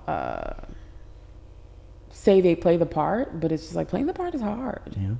Like it's hard. It's really hard to stand by what you believe all the time. And I have so much respect for anybody who does it. And I think my goal in life, I aspire to be the person who does it all the time, but I recognize that I just, by virtue of being a human, there are many times where I'm a hypocrite. But everybody is. Yeah. It's just, it's how much of that you recognize. Yeah. Because if you recognize it a bit, you know, and you're aware of it and you try and better yourself, I just feel like as long as people are trying to better themselves, it's a step forward. But when you're a hypocrite and you're just... This is what it is. When you're just, I don't care. That's when it becomes a little bit of a problem. Yeah. And I don't know. It's like one of these things where it's like I feel like as you work your way through and you get success and get another success and you keep going, you know, you'll become in that position where you can make those changes and moves. Yeah. Versus just, you know, again, like sitting at the bottom of the hill and just yelling at the top. It's like they're not going to listen to you until you show them you're undeniable. And I do feel like, you know, I will say as a person who is just part of like an oppressed group. I know we're talking about this in so many different fields, right? But I recognize it does go to all kinds of different fields. It goes to all different types of fields. But I will say that when I think about what this means when we were talking about like, you know, racism, it's like, oh yeah, but I don't want to leave any. I don't want to leave time for people to figure things out. I would actually you said like that to to just me like before when we switch things. We had this conversation once before. Yeah. Where you said something along, and I can't remember what it was, but we had witnessed something that was racist. Right. And I want to shake things up now. Like I'm not trying to wait and figure it out. Like no. I will fuck everything up right now. I'll burn this shit down. And I mean, there are times where there are certain lanes where that's the person that I'm in, but that's probably because I'm the most oppressed in that moment. Mm-hmm. And so I do have to recognize that I might feel differently in a different situation, but there's someone who's more oppressed than me in that situation that's going to feel differently. So I will support their fight. Because in that point, it was more supportive of someone else. We were a little bit more like, well, I mean, you can you can do that, or we can just, and there's pick your battles kind of thing, and I hate being that person because I totally want to be like, you know what, girl, say fuck this shit. Exactly. And walk out. But it makes it seem so wet, weak to be like, well, we can let's just get your check and get, and it'd be nice to just be that, like, just blow up, burn it down, and walk off. Yeah, but even that sometimes, I mean, it requires a certain level of privilege. I couldn't say that to her because I know she didn't have that level of privilege. Exactly. Which is why it was good that you told her that, because I was like, I don't know. Yeah. It's how you feel. Yeah. I can't, because that's how I feel. I always feel when people have that kind of emotion. I'm like, what am I supposed to tell you? Yeah. You feel how you feel. I'm the person who's going to empower the decision that you want to make. So if I sense that you want to walk off here and get the fuck out, then okay, bye. Yeah. Do it. Hell yeah. Do it. Fuck that. Yeah. But everyone is not always there. That's what I'm also realizing. Sometimes people are looking for someone to tell them what to do. I'm not going to tell you to walk out if I know you got to pay your bills or whatever. Exactly. I mean, in a perfect world, it would be great to be able to do that and make the statement and do it. But, that's why it's so hard. Because it's like, on the one hand, it's like you got to pay your rent. Because I feel like I know what I would do. But that's because I've already been through so much shit that I'll take the heat. Mm-hmm. I recognize that everyone can't. And you've gotten to a point where you feel like you can. It's like I only feel like I can because I've bounced back so many times that I always know that I will bounce back. Yeah. So I might tell somebody, hey, you'll bounce back. But if they don't believe that, I can't tell them to do something that they... No, I'm with you on that. I do not like telling people what to do. Yeah. If it's going to... I've had this conversation with a friend before too. And I'm like, I don't feel comfortable telling you to quit school or to quit this or do that. If that's like a big decision, I don't really want to put my hands on the scale. Yeah. I'm willing to support you in what you want to do. Yeah. What makes you feel right, what makes you feel good. If you feel like, lighting the match and walking away is the best thing to do, I have nothing to say. I just support you. If you want to stay and you want to get your check and you want to walk off and just maybe not, choose who you're working with in the future or whatever, that's also okay. Yeah. Because I just don't have an opinion about what you should do with your life. Yeah. Because I'm afraid of being that person that says, yeah, fuck them, quit. And then they're like, hey, can I stay with you? Because I got kicked out. It's like... Right, and now I have to set my boundary. That's my fault. No. It's like, I feel like I did that. I did that, yeah. And I don't want to be... And I also don't want you to stay with me, which is a boundary that's fair to set. Well, and even like when I have friends, because like I dropped out of college. So it's like I have friends who were like, and I dropped out of a good college. And it was one of those things where people were like, what are you thinking? And all that kind of stuff. And I would never recommend it to anybody. Not because I don't think they could do it. Because I think tons of people that I know that are like, want to be creatives, they want to be this, they want to be that, they want to be entrepreneurs. It's because that's such a big decision. It's a huge decision. I have the same one. I quit my job and I ended up in my car. So now I can't tell people just quit your job. Right. Because I know what that unless you're going to say, look, here's what happened to me. Here's what happened to me. And like we were talking about earlier with that situation with the racism, it was like you come from a place of having experienced it yourself. Yeah. So you can tell someone. But for me, I was like, what am I supposed to tell you how to feel? Yeah. I don't know. Yeah. You choose. I hope you choose this because it's good for all of us, but I also understand if you choose this. I get it. Yeah. And this is on you. You choose what you want to do. And either way, I get it. But being that person even if you've had the experience of sleeping in your car. Yeah. It's like when you tell someone, yeah, no, quit your job. It's like they might not have, you made it through that. All these different decisions and ways that your path took you to a place where you succeeded or are on your way to succeeding and you're in your journey right now.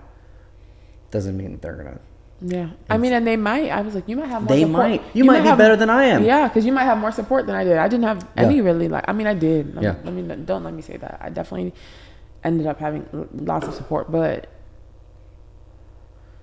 also, I will be transparent and say that when that happened for me, I always knew it was temporary. Yeah. I always knew it was temporary.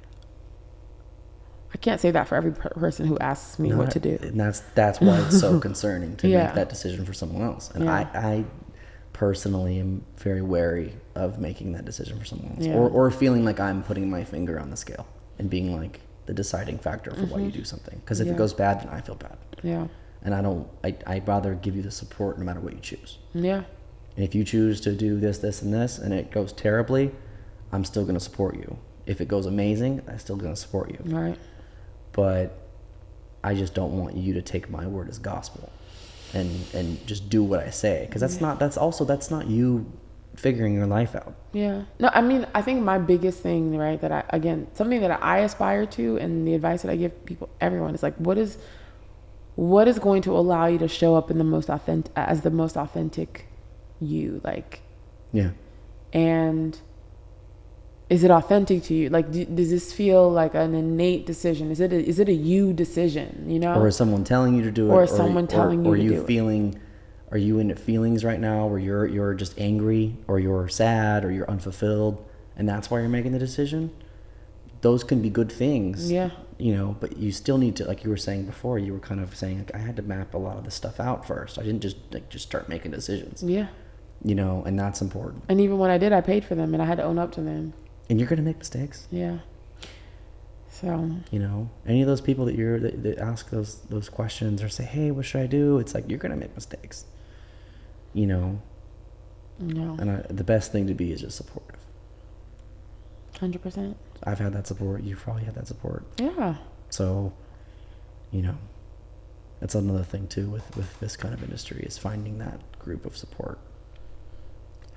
Do you have that? Do you have like a group of friends now? Yeah, absolutely. Absolutely. I have, that's one of the things I'm so grateful for, because most of my family has lived miles and miles and miles away from me ever since I was 18. Right.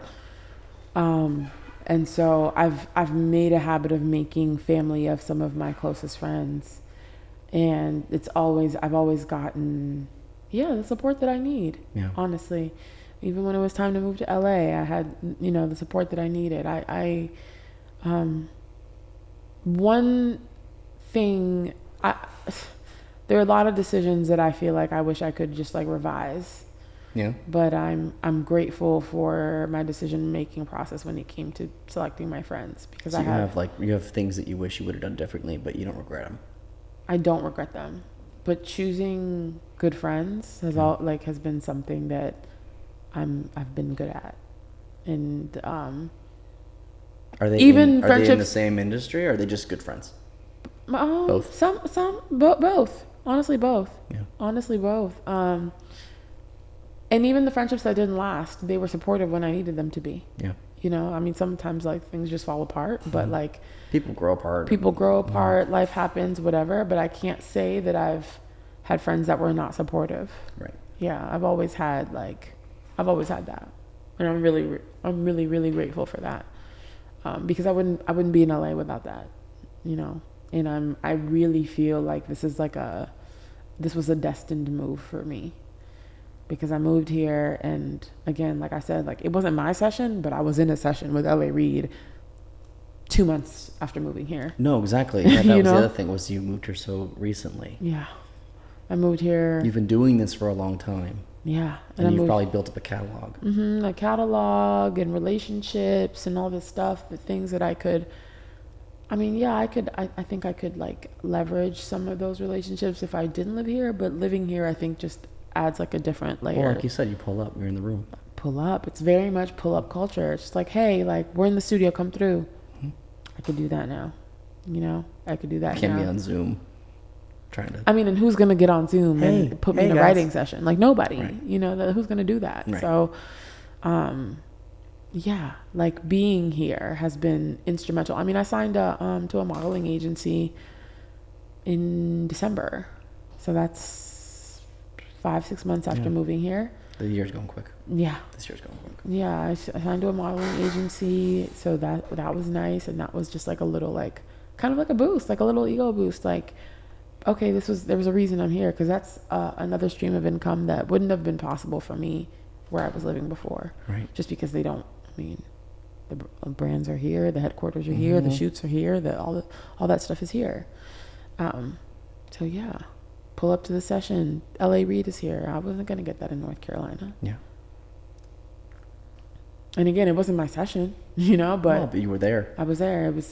It was something that was meaningful enough for me that was like, okay, keep pushing. Yeah. You know, just like that positive reinforcement. And it's happened in a number of different ways since I've moved here. So it's been important for me, and meaningful to me. And I know that I'm, again, only a year, not even a year, and 9 months in. So I know I'm I'm nowhere near the pinnacle of that, because I'm still... You're climbing up the way. Yeah, I'm climbing up the way. I'm still building relationships, and a lot of them are new. And I think a lot of my, maybe the most meaningful relationships they're fruitful along the way, but career-wise, they're not fruitful until years later, because that's not something that I don't go into any relationship like, oh, what can I get from you? Yeah. What do they do? What can I get from them? You'll have to watch that eventually, when people want to be friends with you. Right. Eventually. But it's important to make those roots now, because you will have those friends then, and you can trust them then. And all of the return that I get from all of my friendships right now has almost none of it has been a career return. It's soul related. It's soul related. Yeah. It's I vibe with you. I care about you. You care about me. I had this, life-changing moment, and they were there supporting me, whatever. Like it's been that.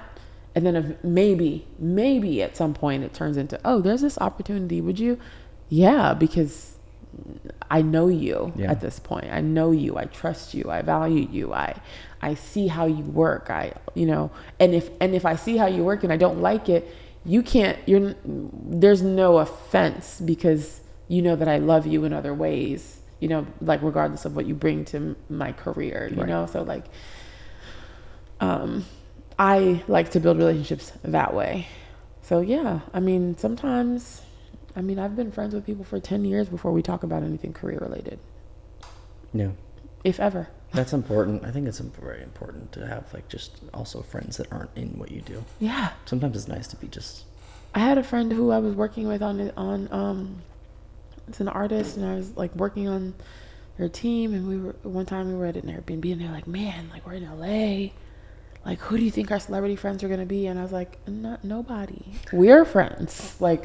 My friends are y'all. I'm not here to make friends with celebrities.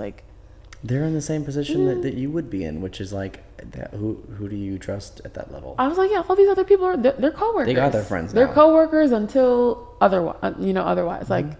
Y'all are my friends. Right. It's who's gonna want to be friends with us. We'll see. Yeah. But we are friends. I'm not worried about these other people, because they already have their circles. I'm not sitting here trying to infiltrate. You're supposed to be the one that's you guys are all becoming successful, and then people are going to want to be friends with you. Yeah, network laterally. Same as you're talking about wanting to be friends with a celebrity. You're going to become as that person, and then you're going to, it's not about, I don't know. When you get to that level, you're not looking for friends who just moved to LA. At all. Or New York or anywhere. At all. You got to make your own groups and come up together. Absolutely. And one of you maybe is quicker to that than others, and then you help each other out and that kind of thing. But that's why having that group is so important. People who are like-minded and into the same kind of things. It doesn't have to be everyone that you're friends with. Yeah. But it is who you surround yourself with. And I don't know if you have that same experience, but if you surround yourself with people who are all kind of focused on, one goal, you're more likely to reach that goal than if you're just friends with either nobody, which some people do. They're just very reclusive and don't want to share anything. Or you're friends with people who just want to, just lay on the couch and not do anything. I'm friends with people who don't want to do anything in that bit. That's just because I get personal fulfillment out of my friendship. Right. But that's different. That's like you having movie night with one of your friends. One of my best friends is he has nothing to do with anything. He's in an athletic type thing. He's not, but he's not though in a situation where it would hold me back from things. Or if I'm just hanging out with people that, have no aspirations to do anything. Yeah. Now, it doesn't have to be... No, he has aspirations. They're just not entertainment related. But that's a different kind of person. Yeah. That's someone who has, if they want to be the best doctor, they want to be the best lawyer, they want to be the best philosopher, whatever. Yeah. But they want to progress in some capacity. At hobby, anything. It can be anything. Anything. Versus like if I'm in a more depressed mood where I'm just laying in bed not wanting to do anything. Right. I've had friends before where that's all they do. And they're still doing that. Right. And that wouldn't help me. Yeah. And not that I need them to help me, but that doesn't motivate me. Absolutely. I mean, it's beyond that. It's toxic to me because I could slip into that, and I don't want to be. Exactly. I don't want to commiserate. Mm-hmm. Like I don't want to be sitting there commiserating. And it's fine for one night or two. Yeah. But like if it's all week or a month, so, and like you were saying before, like time can go real quick. Yeah. You know, and things can turn into months and 6 months and a year, 2 years, 5 years, 10 years, and then you're like, what the hell? I still cannot believe I've been in LA for 9 months. People are, how long have you been in LA? 5 months? Like, oh, wait, no. 9. No, 9. Almost double. Almost a year. Like, wait, what? Like, and it'll be like that, and then it'll be, before you know, it'll be 5 years. Yeah. Yeah. Yeah. Oh, I was just thinking recently, I was like, I've been doing this kind of stuff for 9 years. Yeah. I was like, wait, what? I was like, no, it's 7 years. And then I counted it, and I was like, wait, oh my God. And I'm like, how am I that old to have done something for 9 years? B, I know. I just start counting the years. Like, what? And B, I'm like, damn. But at least you've stuck with it. Yeah. You know, and like we were saying before, you know, like all that stuff that you look at the bottom, you're like, I have to do all this, all these like failures, all these, you know, tons of failures. Like dozens and dozens and dozens of them. And so many of the people that I meet in LA who have made it or who are successful, you know, by like whatever general like standards or whatever, they've been doing it for years. They just lived here for a long time. Right. So it's just like, oh no, they've been doing it for 15 years. They just popped this year. Yeah. And they've been doing it for 15 years in LA. And the first thing people go is like, oh man, so lucky. Yeah. And it's like, no. Like so I met lucky. this like actor, and he was like starting to get parts in like Westworld and like, you know, these like, and he's like, oh yeah, no, but I've been acting in LA for 12 years. It's like, oh, okay. I mean, I have a friend who is an actor.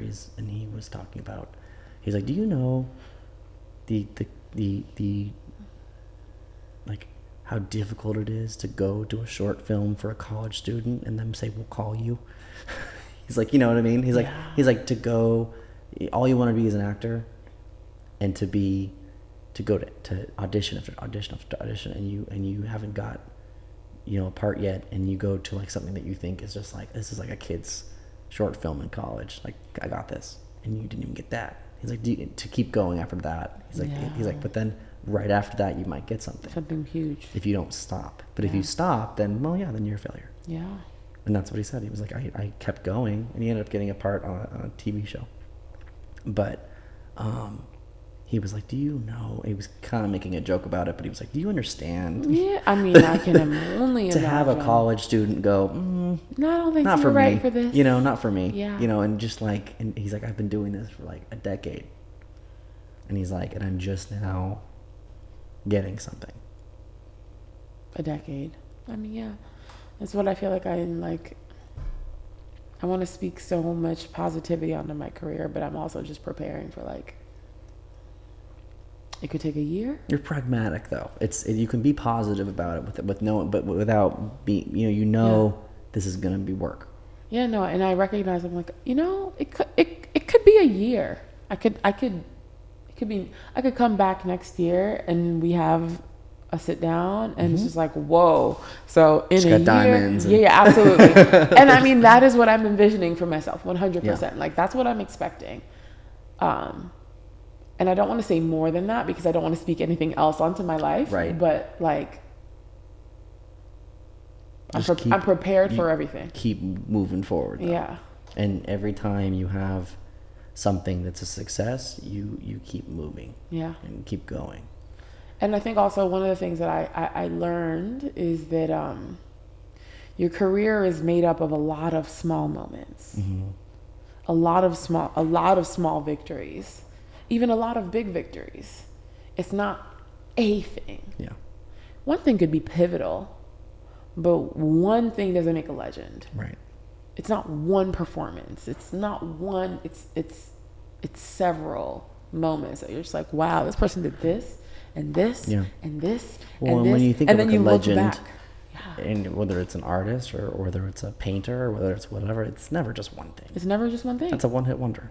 Exactly. And those are great, you know, but all the people that I, you know, look up to, you know, we talked about like Rihanna, Beyonce. I think about all the performances that I've seen that I remember were pivotal performances for Beyonce. It wasn't one.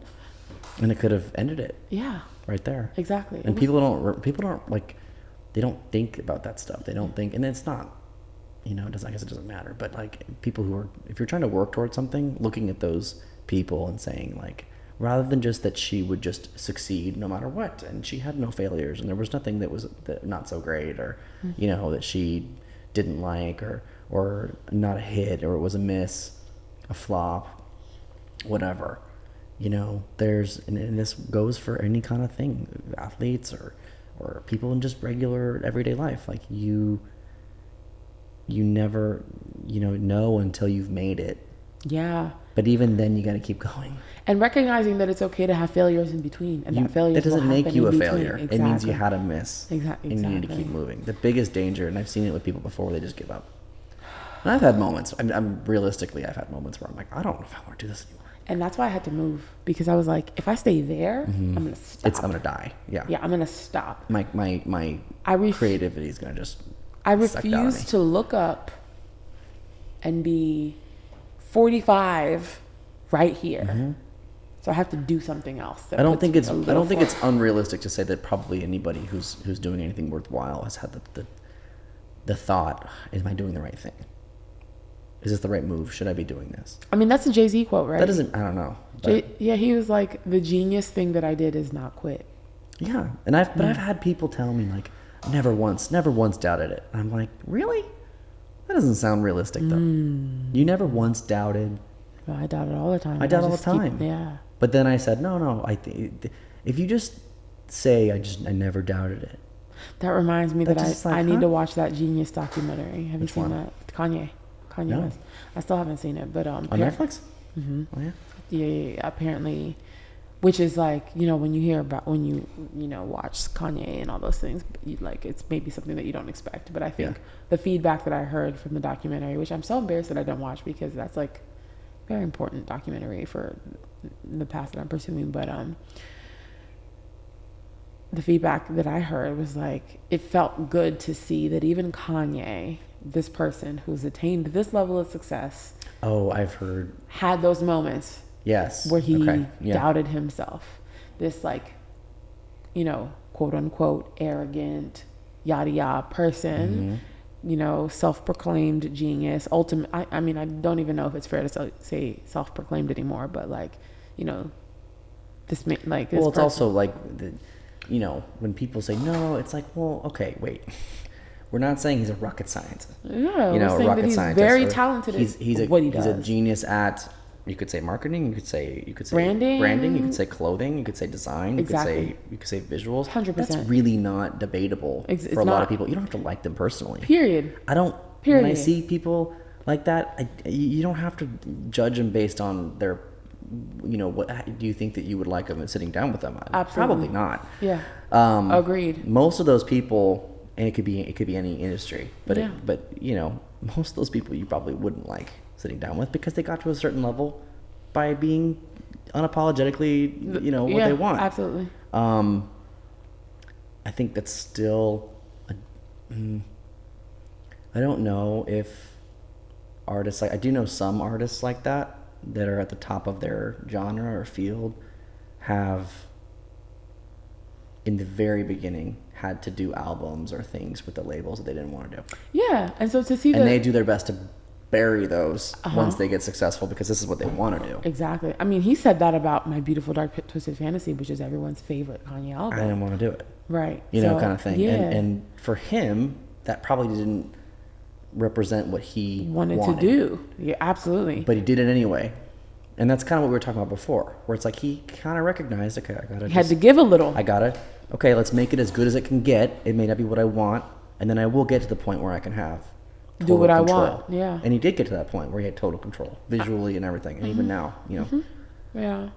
I think but for me, hearing that somebody who has that reputation of arrogance, whatever you want to call it, narcissism, whatever, doubted themselves. Yeah. It's like, okay, all of this is normal. There's like the Kanye that you hear like on like the Instagram Kanye, and then there's like interview Kanye or when he's off the cuff talking to someone. Like I've heard him talk to people like caught on, he's talking to someone and it's like very like insightful and very down to earth. And then you get the Kanye that's like making noise on Twitter.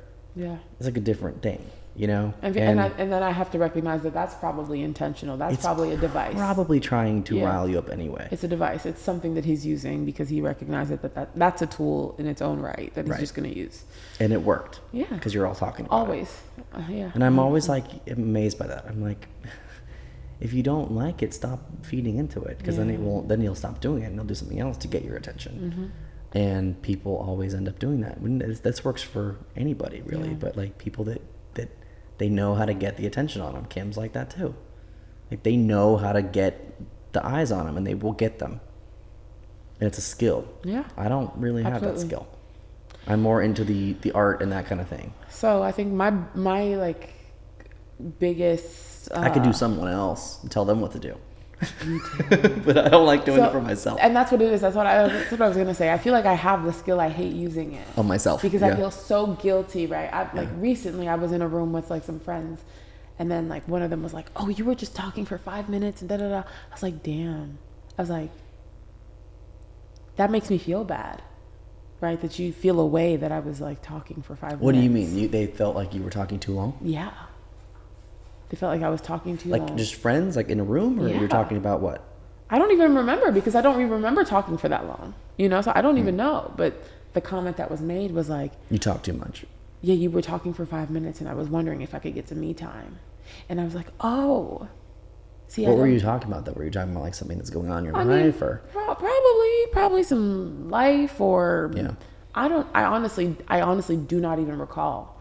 But I remember hearing that and being like, wow, like, that I have to be okay with that. I have to be okay with the fact that there's going to be times where people feel like they've had enough of me. Yes. And that's just going to be I feel hard doing this. I hate being in front of a camera. I like being behind the camera. I like but the funny thing is I intentionally, when I set this thing up, my very first episode with a good friend of mine, she's actually not the same story, but she's from Ethiopia, wanted to be a hairstylist, amazing girl. And similar, like she came here, kind of had to do the work visa thing and everything and get here, and had some, she had the episode, we're going to refilm it because I filmed it on my first setup. But she was in a fire in a hair salon and ended up like battling that and like becoming a hairstylist like us. Now she's like a really, really good one. Amazing.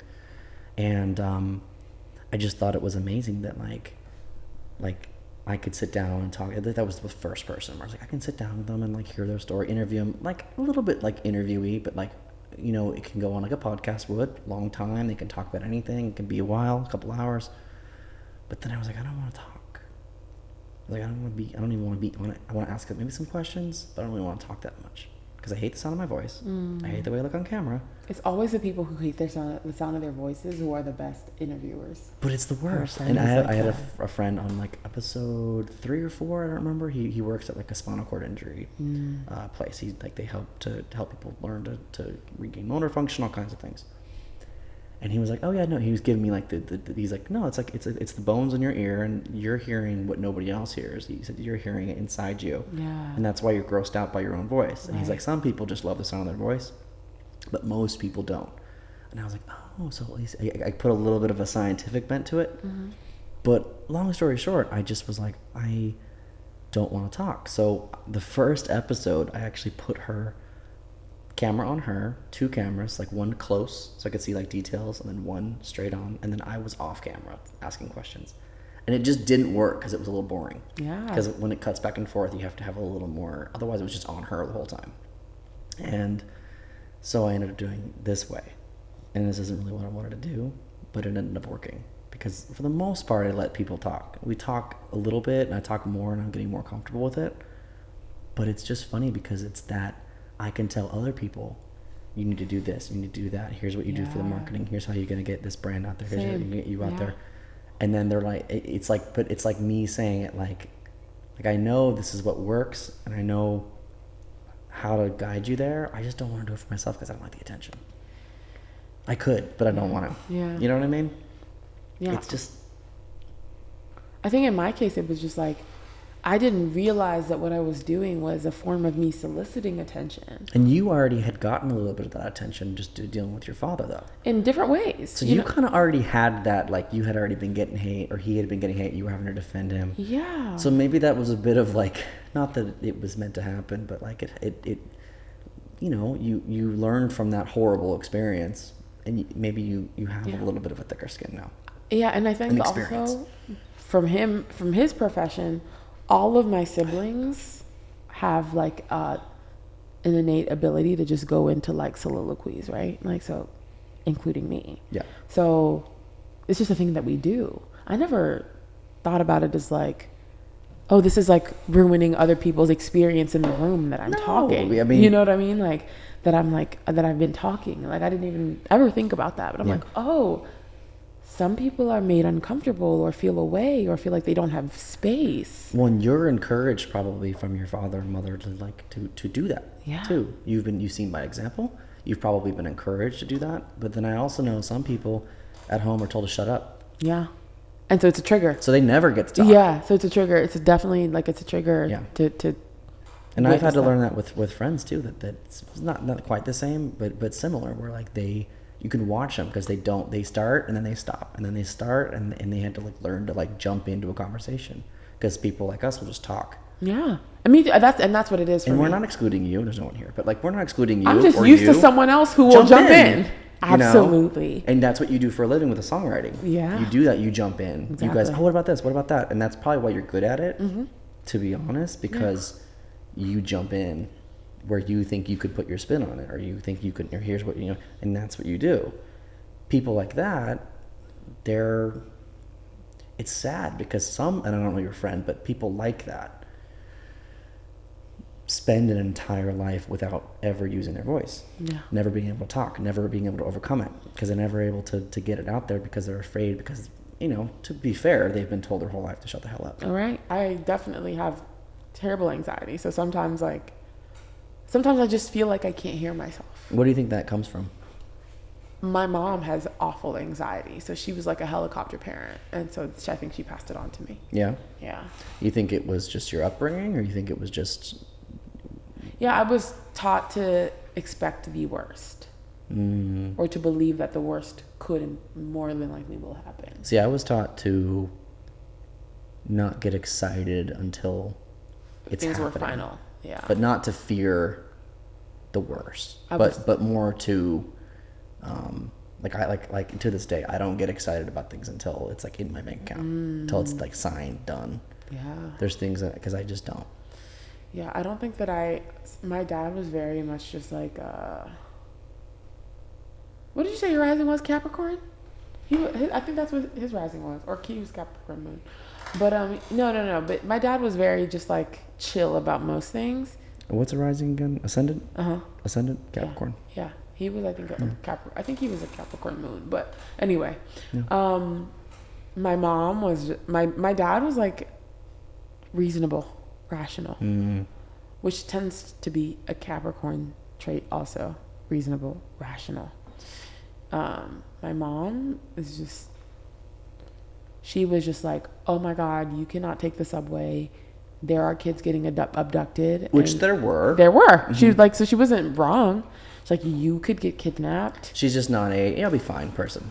Absolutely not. No. Because you might not be fine. Yeah, exactly. She's like, oh no. Isn't that interesting? There's people that are like that are like, you could have two people grow up in the same house, and one person could be like, yeah, it's fine, you'll be fine. And then one person that's like, no. Stark opposite. Isn't that weird? No, she was just like, oh, nobody can drive your car because they're not on your insurance. And if anything happens, the world is She's gonna not crumble. wrong. And she's right. That's the thing. That was the problem. You could never debate it, right? Because she was right. Yeah. It hadn't happened yet. And it's just like, Did you ever read that series of unfortunate events? Yes. And that it was Anne Violet, right? Yeah. That was like afraid of everything. But like that was an extreme case. Yes, That's her. technically anything That's my mom. wrong could go wrong. Absolutely. You know, like, and it was just like that, like what, you know, but she's not wrong. That's her. That's my mom. 100%. You know. Yeah. Yeah, that's pretty funny. Mm-hmm. And I was like that for a really long time. And so you had a lot of anxiety. You still do? Yeah, I still do, but I cope with it better. Really? Yeah, I cope with it a whole lot better. I think I rationalize it now. Like, I'm just like, What do you mean by that? what are the odds? Like, you know what I mean? I ask myself, like, what are the odds? What is the worst thing that could happen, even if this does happen? Do you think that makes making decisions easier, though? Because if you say what's the worst that could happen and the worst is not that bad, yeah, wouldn't it make you do it? It does, absolutely, all the time. And then I think also the part of me that has now, like, welcomed spirituality or religion a little bit more, makes it just like, you know what? Whatever is for my highest good. Like, and so I do that with everything now. Like, sometimes people are like, oh my God, but you could die doing this. I'm like, if it's my time, it's my time. Yeah. Bye. Like, it's probably not my time though. I think that's interesting because and it's not unfortunately, but it's a, like you were saying, where you think of the worst thing that could happen, and that could maybe help you make a decision, because if the worst is not that bad, then why not? Why not do it? Versus having the outlook that I tend to have, which is, well, what can come of that? Which is partly, I think, just being in this industry that's long, a little bit, not jaded, because I'm not jaded, but a bit of just cautious and conservative on what I do because of how many failures we'd had on different things, trying different things, all these different things. I don't want to waste my time. So I'm a little bit like, well, what can come from that? You know what, for me too, I had one, like, my just like deepest, darkest fear came true already. Really? It was losing my dad. Yeah. So when that happened, everything else was like, well, whatever. Yeah. I don't care. Like, the worst thing that could happen to me has happened at this point. Yeah. Whatever. Let's go. Let's do whatever. Do you think that that experience has changed your songwriting at all? Losing your father, or all that? Do you think it's changed who you are as a songwriter, or are you still the same person writing for Britney Spears?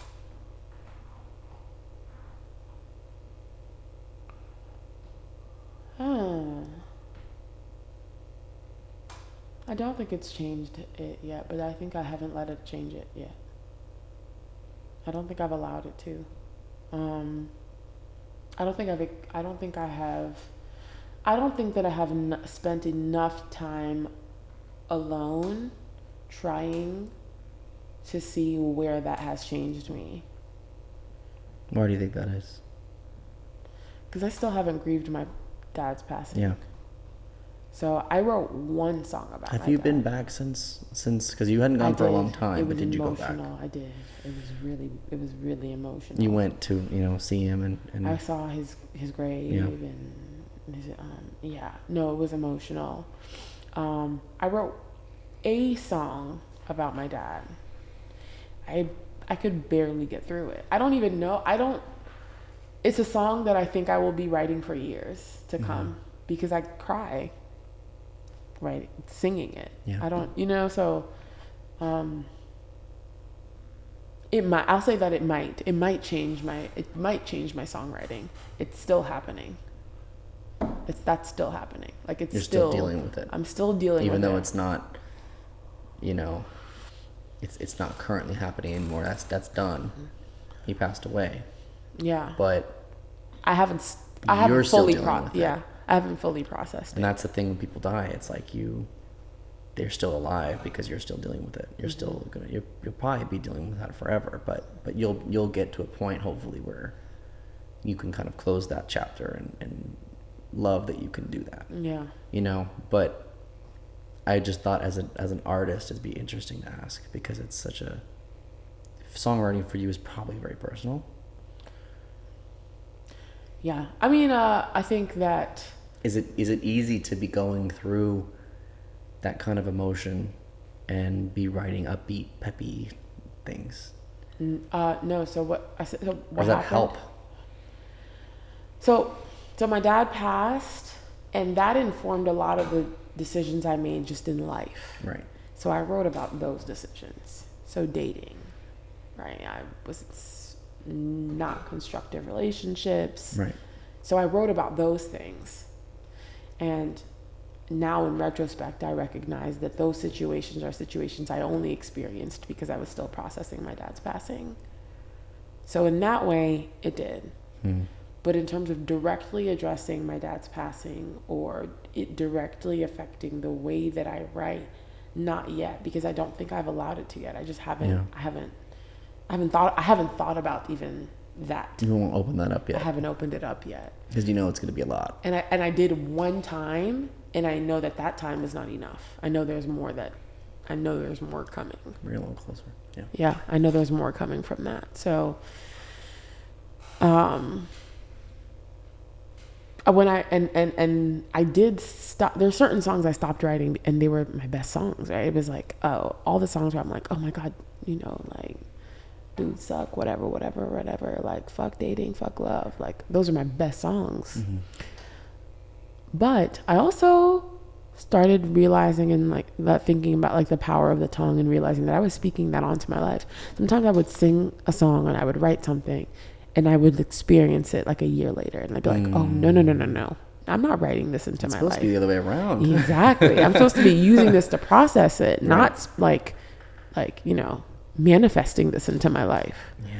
So now I do write songs that somebody might perceive as shallow, songs about like getting money, because that's what I want to bring into my life. I don't want to sing about that. Also, as a songwriter, you have a job to fit sometimes to what the artist wants as well, and that's why it's such an interesting job, because it's one of the only, well, it's not the only, every creative job has that part of creativity where you have to compromise. Yeah, like we were talking before, it's like, as a photographer, I have to do something that usually is for the client, for what they want. We do my version of it, or our version of it, or whatever. A music video, same thing. But as a songwriter, you're doing something that's personal to you, and you're kind of giving it to them, and then they're taking it. And that's unlike anything else, because when you give it to them, it's one thing, and they can turn it into something completely different. Totally different. And if it's an emotional thing for you, like the song you wrote about your father, yeah, I probably will never give that away. That wouldn't be something, unless it was something that was like, this was the right moment, or this is the right person to do it. But realistically, that's going to be a long list of going through. So when you do have these things that are a little more, you said shallow, but like, or surface, that's okay though, because you're writing it, that's for pleasure. That's for people's enjoyment. People don't have to listen to things that are deep every time. And some of the, you can have some of the most popular songs in existence be very just catchy and cheap and easy. Yeah, I think of songs sometimes as like spells. Yeah.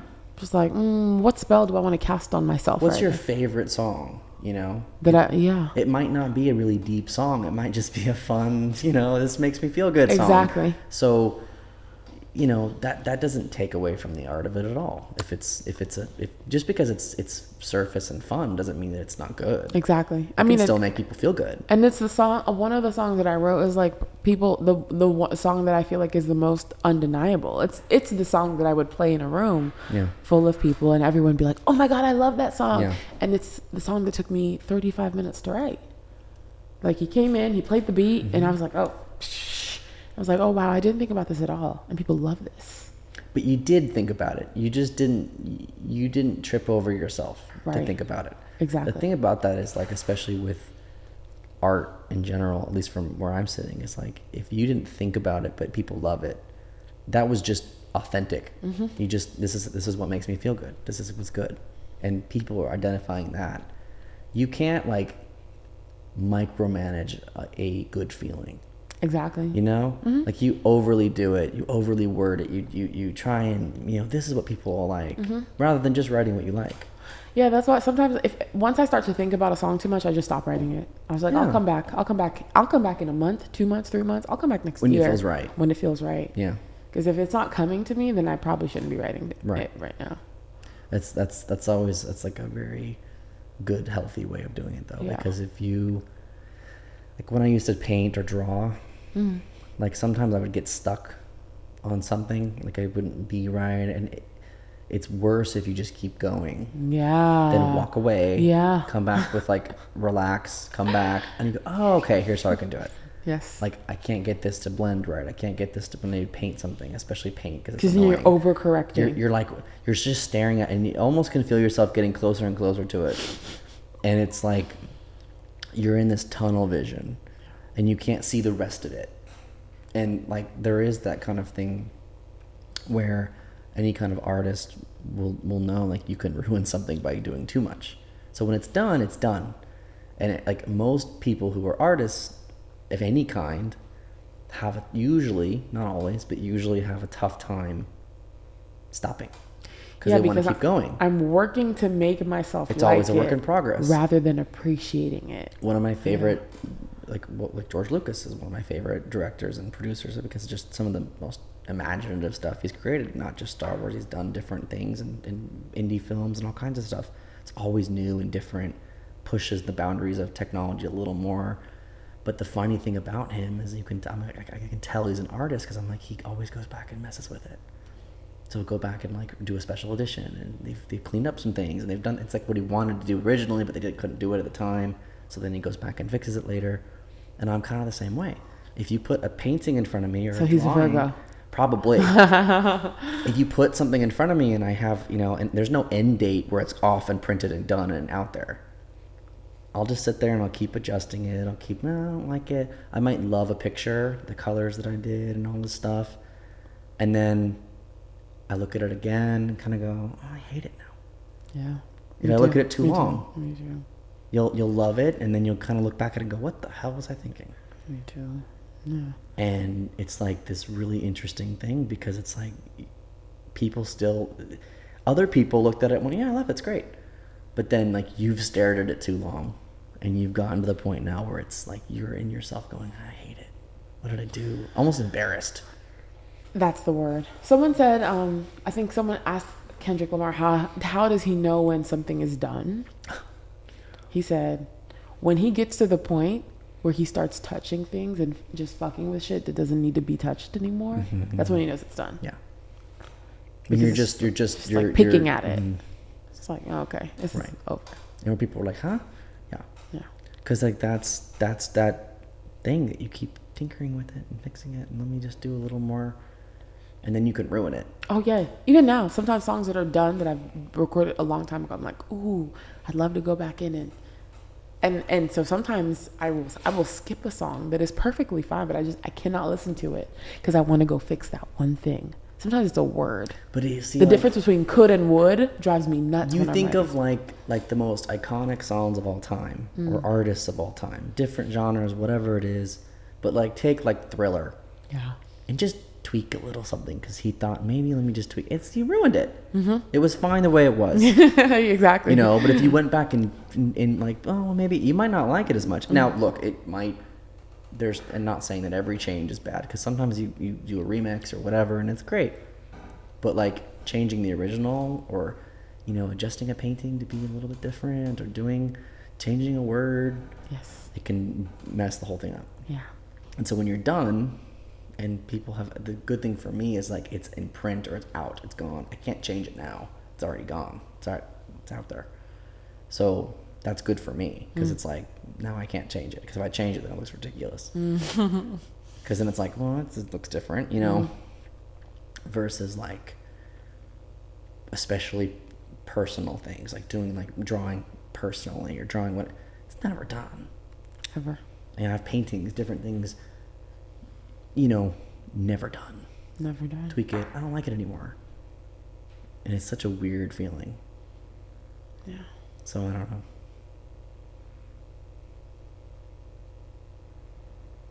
It's resonating though.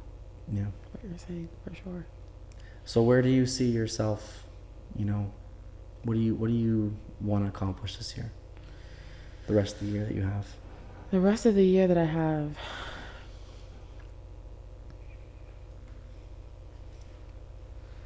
I really want to get my first big placement. Like, I've written songs for people who are they're good, but they're not there. I want my first big placement. Yeah. This year. Yeah. Yeah, it's March. It could happen. The time. Yeah, I have time. Because I have like a catalog. That's like, for all of the insecurities that I have, which is like quite a bit. Everyone has some. Yeah. I'm very confident in my songwriting. Good. And I recognize that it just takes me being in the right room, in the right place at the right time. So I'm excited about seeing that happen. I feel like there's other things that I want to do out of just like excitement and living life, but that's like my goal, like my first big placement. I will feel I can't wait to find out how I feel when I get that. That's like I think that is the feeling that I'm chasing, is the feeling of my first big placement. 2022. I like it. Yeah. Well, thank you for coming. Thank you for having me. Sitting down. Thank you for telling me that story. I did not know all those things about you. So I'm glad we got to get to it. Yeah, that was, incredible. So I appreciate it. Thank you for being so honest, and thank you for having me. I can't wait to see what you do. Yes, and I appreciate you. I feel like being in LA now for like a couple months, like I've been on a couple different sets, and everyone's moving. Yeah, so it's hard. It's so hard to like run into people because you're working. Yeah, it's work. Yeah. So it's so hard to run into people who are just like, let me take the time to find out about you as a person. Yeah. Or like, you have a story. I really want to know what it is. Yeah. So like, I appreciate like finding somebody who's just like, oh my God, look, it's a human with a story. Yeah. And like things that I like would care to know about, like that. Yeah. Like, I thank you for being that person on set. So thank me. Thank you for coming. Thank you for coming, because it's one of those things where there's a lot of people with crazy, just different things that have happened to them or things, but not everyone wants to be a lesson. Yeah. Not everyone wants to share, which is okay. Not everyone. The odd thing is not a lot of people feel like people care, which is really sad.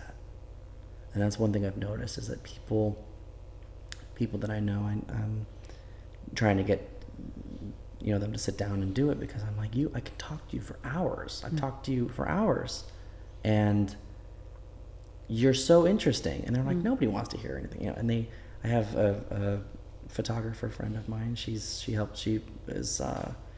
It's funny you say you're not French, but you speak French. I think she was born in France in 1942. Okay. Just get different, right? But like 1942 France is like that's a different period for sure. Not a good time to be born in France. Yeah. And she was this, like one of the first women in France wanting to be a photographer, and she was, was rebelling against this, that time, the 60s and stuff, and coming here and all doing all these things, and she's listing the people she's worked with. It was like her Brits and all these huge photographers. Yeah. But then she was sharing with me like other things that were interesting, and I'm like, and she kept going, and I was like, well, I gotta have you come sit down. She's like, no one wants to hear that. And I was like, are you out of your mind? Like, what is wrong? And that's such a common thing. People are like, nobody cares. Yeah. And it's this kind of weird culture we have now, because everything's out in the open on social media, but it's not. Well, the truth is that some people don't care. Because some don't. Yeah. But like, I think a lot of the things that are out there are not real. So like, we're more connected than ever before, but we're not, And so like, when I can talk to you and hear all these things, I never would have known, because looking at your social media is mostly work. Like mine, it's all work. I don't even think my face is on it. Yeah. And you would never get to know me. And so I'm like, I want to hear these things and not have to be rushed either. So we can sit and like not worry about it and just talk. And so that was always important for me, was that I kind of like, I want to make sure they talk, like let them, like your friend, like don't like step on someone trying to talk, you know what I mean? Yeah. And then, you know, go from there. But I've never been bored sitting here. Yay. It's been just like one thing after another where I'm like, wow, like it's just, and you get to like hear people and their perspectives without it being a debate, you know, hear where they come from thing, and it helps you kind of to form your own from where I'm sitting. It helps me to kind of go, oh, it's interesting. I could never would have thought of it that way. I really wonder how that's going to inform just your general perspective on life moving Just forward. with the amount of people. Like, all these different people. Yeah. And it's, they're all so different. Yeah. Which is great. And I like that. Because I get bored really easily. Just as an artist and someone who well, you're really good at this. Oh, thank you. Yeah, you're really good at this. Like I'm looking forward. The Virgo in me saying, "Go on." No, I'm kidding. I'm kidding. No, but I, it's something that I enjoy.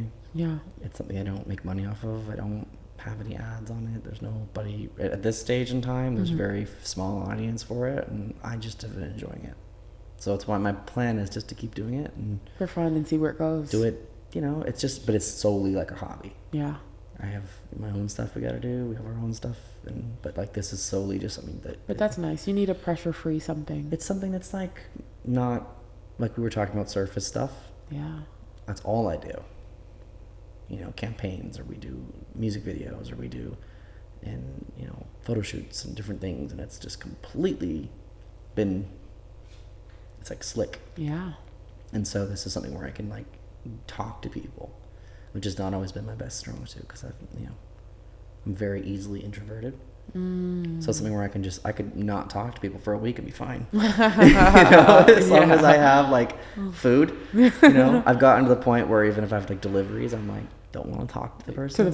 Just leave leave it at the door. I'll grab it. You know, it's my personality is like that. I like to like be reclusive. Yeah. So this forces me into that. So thank you for coming. Thanks for having me. And tell everyone where to find you. Yes, follow me on Instagram and Twitter and TikTok. And spell it for them. So that At first name Mballa. First name Mballa on Twitter and Instagram. On TikTok, it's M8ALLA. And I'll tag you in them so that way we can do it. And then we'll see everybody later. All right. Thank you.